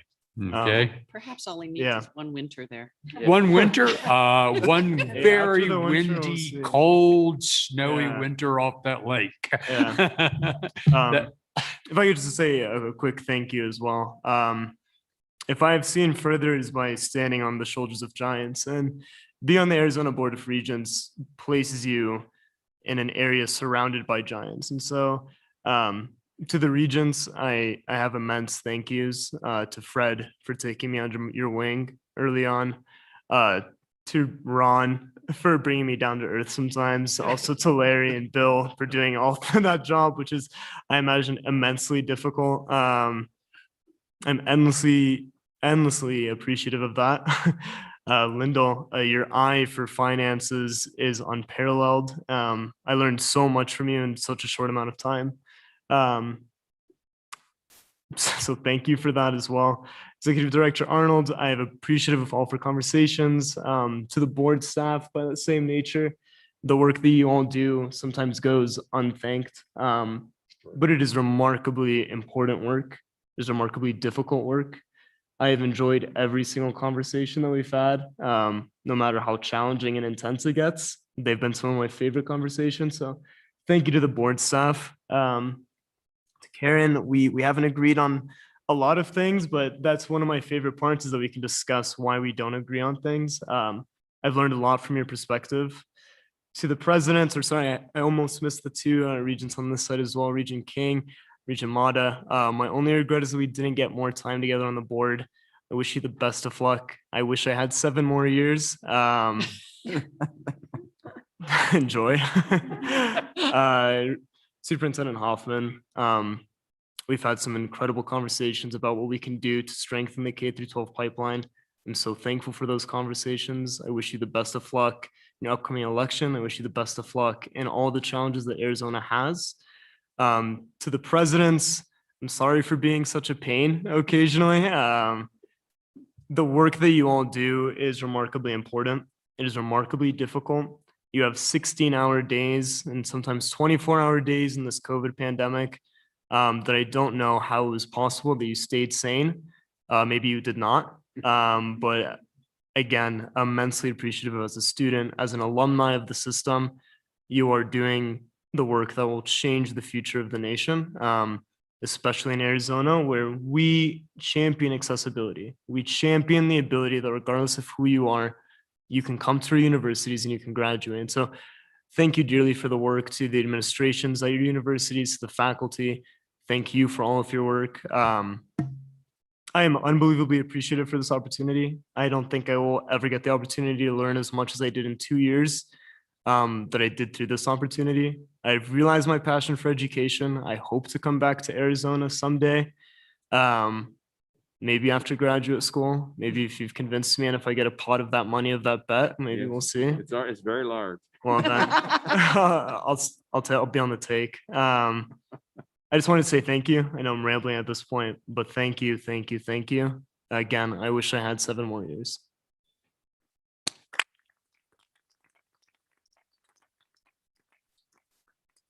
And I believe I turn to you now, right? Yes, you do. It seems like we've been saying an awful lot of goodbyes today. And fortunately for us, this isn't really a goodbye. I am incredibly honored to talk a little bit about the exceptional leader that we have had on the Board of Regents for the last 2 years. I am honored and humbled to follow in your footsteps. It's frightening in a way. Because you have such an incredible level of integrity. You have such a capacity to remain calm and considered in what have been extraordinary circumstances. Your experience as a scholar, as a professor, as a dean, as a university president, and your incredible dedication to the state of Arizona in the area of economic vitality and the higher education arena is unparalleled by any of us here. And it provides us with an incredibly valuable perspective and history that we would be sorely lost without.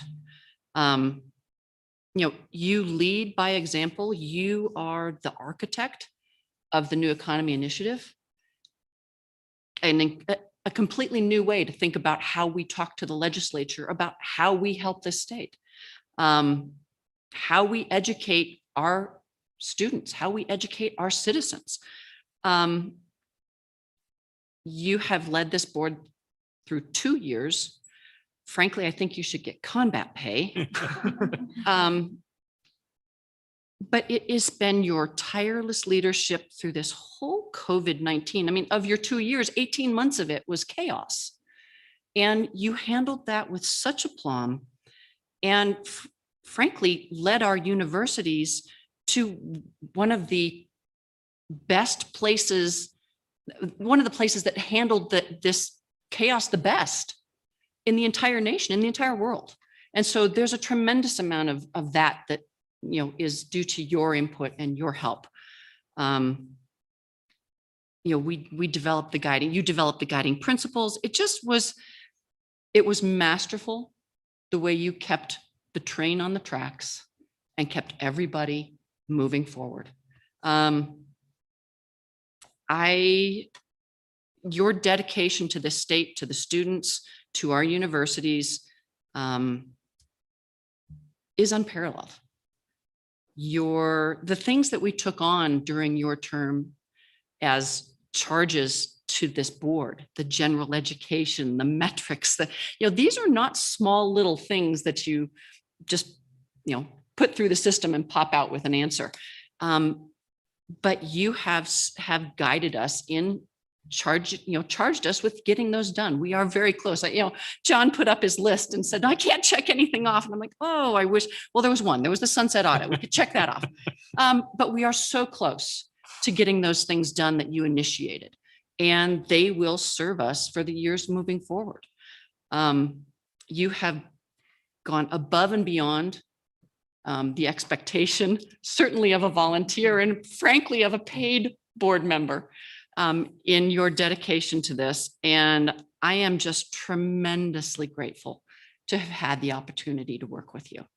I have huge shoes to fill, and I will do my best, but it is a challenge. So I just wanted to say thank you from me and from this board for your extraordinary leadership in this.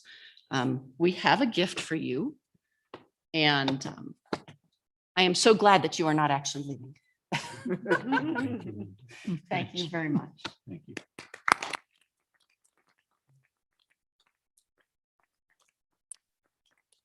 Has something that he would like to present as well. So traditionally, we give the outgoing chairman a lovely framed photo of the board, which we took last night, and that, spoiler alert. Spoiler alert. Yeah, that's what's in the box. And I saw it, it turned out really, really lovely. But this year was so unique.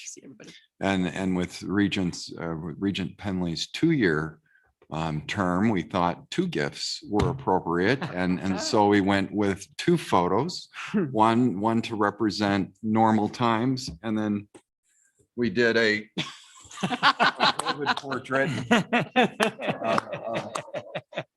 You can barely see. I think you need to take the bow off. Take the bow off. Let's see. The Regents in a COVID meeting. So you I can love it. remember what it was really like.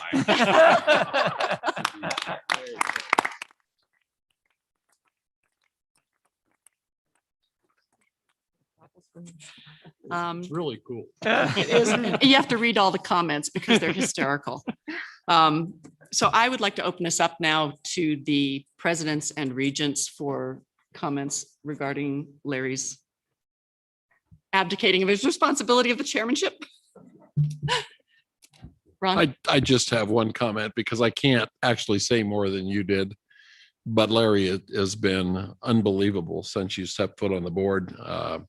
We are a far better board because of your leadership.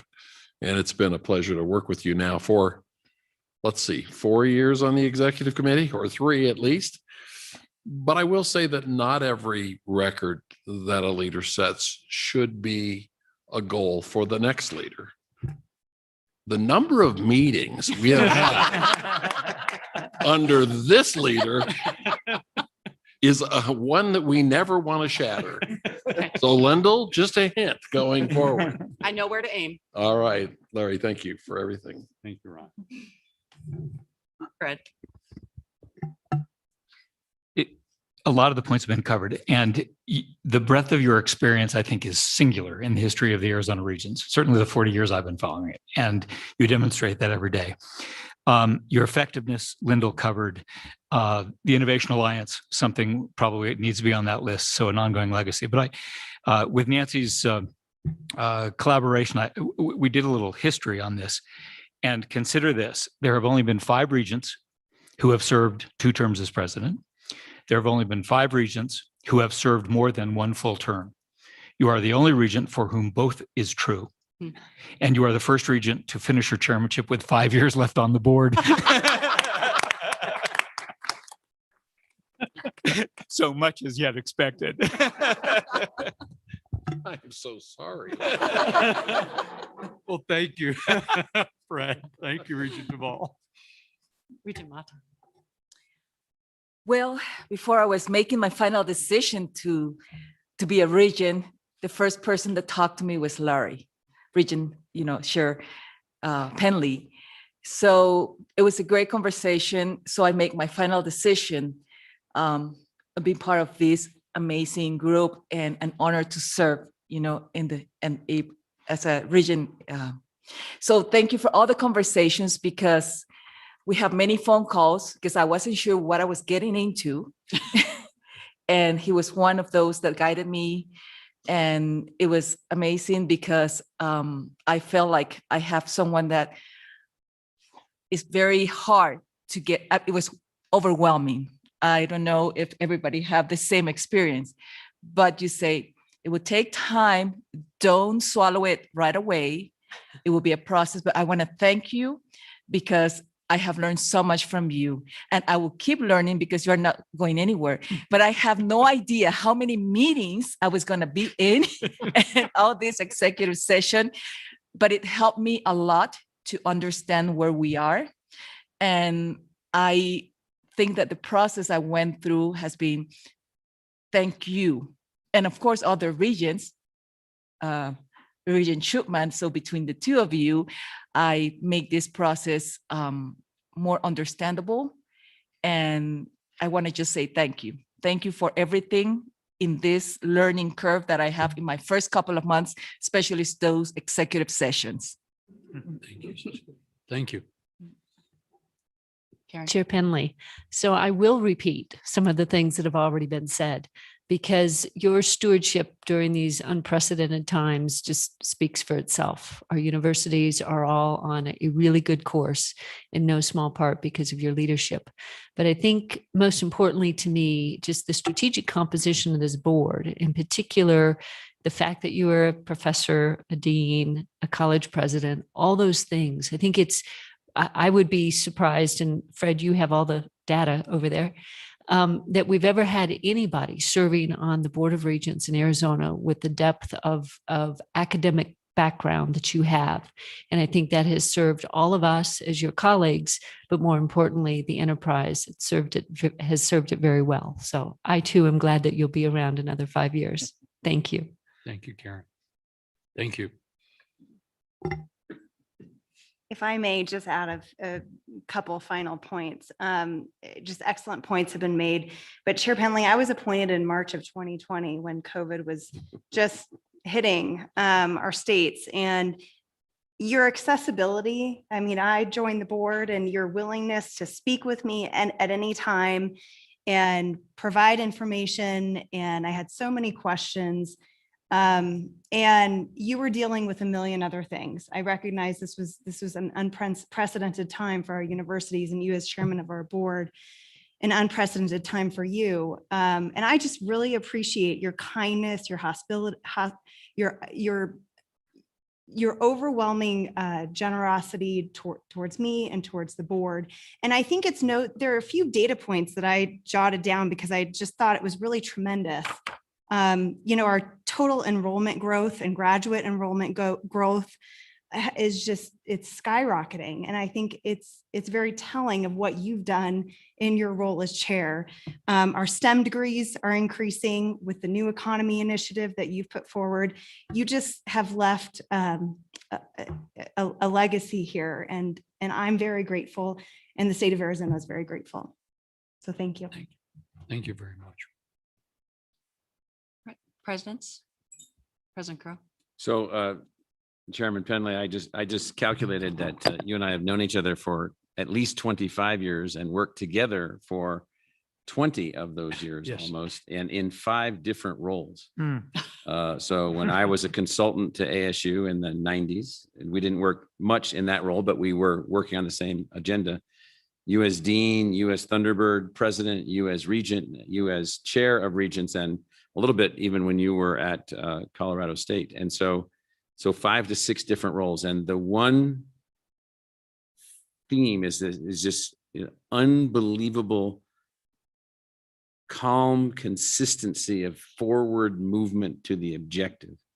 And you have as your role as chair, you're still on the board, and we're still working together in that role, but in your role as chair has been just an unbelievable way to guide all of us towards in the middle of storms in every direction, 100-foot waves appearing out of nowhere, just the calmest leadership, the most focused leadership. And so it's just been very, very appreciated by me.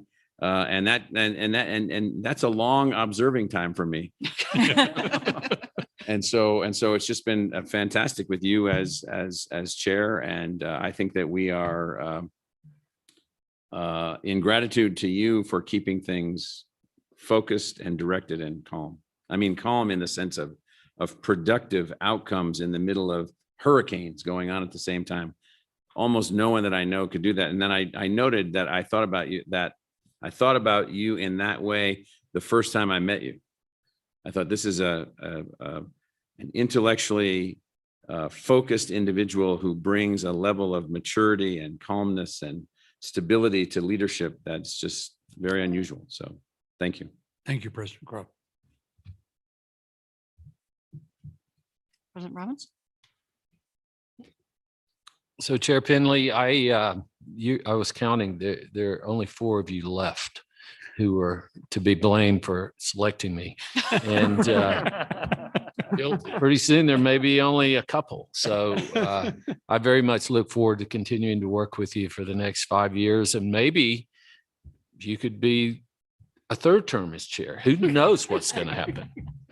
But I really appreciate, as we were discussing earlier, about you've actually lived day to day in our lives as presidents. And, I think he is, as I said before to President Chang, nobody really understands what it's like until you do it, and you've done it.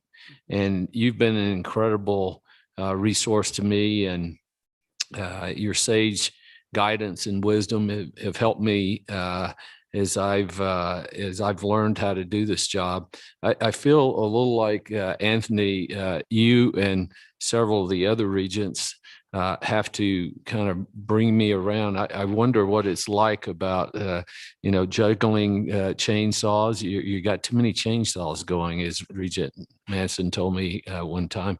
So I just appreciate you again, as so many others have said, being so accessible for a phone call or a text, late at night, early in the morning, on weekends, during your walks, whenever.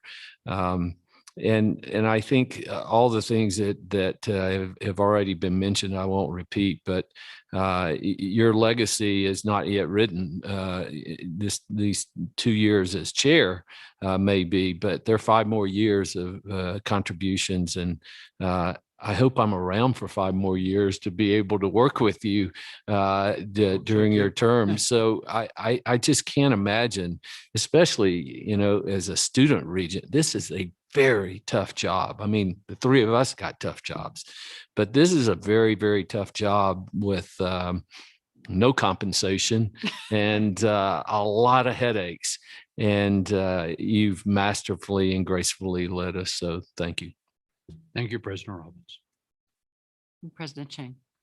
Chair Penley, I also want to thank you for what you've done for higher education in the state of Arizona, and specifically for NAU.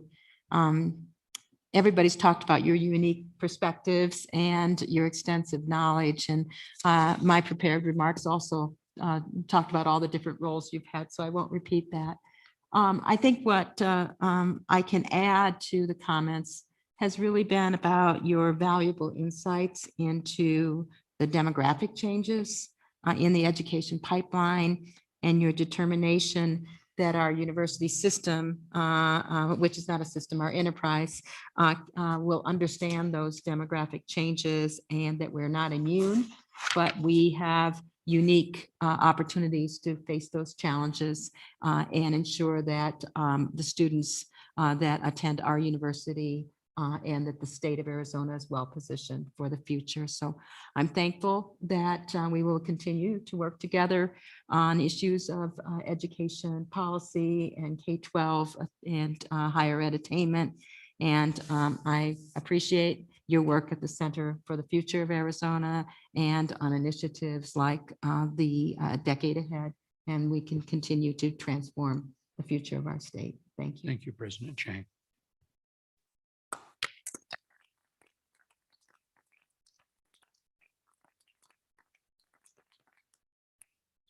Thanks very much, Regent Manson. Thanks to all of the regents and to the three presidents for your kind comments. But I have to thank someone who doesn't serve with us, and that's my wife, Yolanda Sanchez Penley, who's sitting back there in the corner. And she has tolerated through the pandemic. Stand up, Yolanda.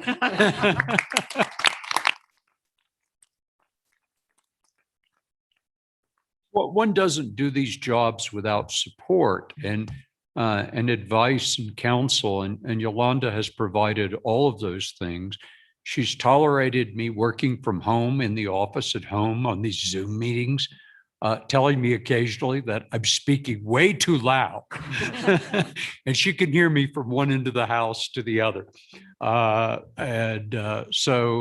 Anyway, she has provided that kind of support, that kind of tolerance, the kind of advice that has allowed me to serve as your chair and to fulfill this role.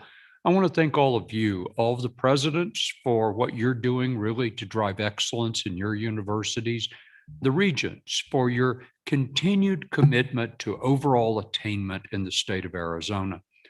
That matters enormously, that we maintain continuity in what we're doing and that we maintain collaboration as an approach with our three presidents.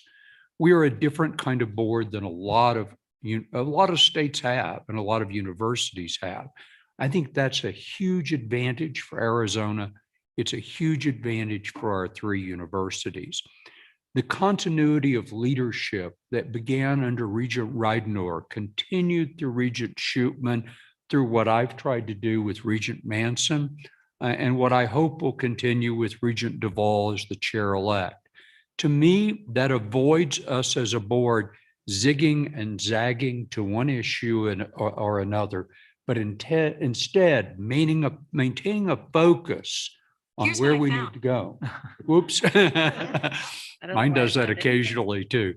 So I appreciate what you've done on all of that front. I want to thank the provosts. You get seemingly at these meetings no recognition, but yet in the small meetings that we have with staff, you have brought the faculty perspective, the university perspective. You have managed what we've asked you to do on metrics, differentiation, gen ed. That matters. And the board appreciates what the three of you have done in really pulling that off. And without the staff, without Chad Sampson, without John Arnold, without Helen and George and others on the staff, we couldn't do what we're doing. So it was mentioned earlier that Executive Director Arnold has built an excellent staff. He has. It's a small staff. It's a quarter or in probably some cases, 10% of the staff that you would see in some states. And I think we accomplish more than most of those states with a really small staff. So John Arnold and Chad and everyone whom I ought to name, but I'm not going to name everyone on the staff, really matters to the success of what we're doing for higher education. So anyway, with that, for the whole year on Zoom, I have not had a gavel. I'm not sure what I would have done with a gavel, but what I'm going to do now is close this meeting and hand it to your next chair.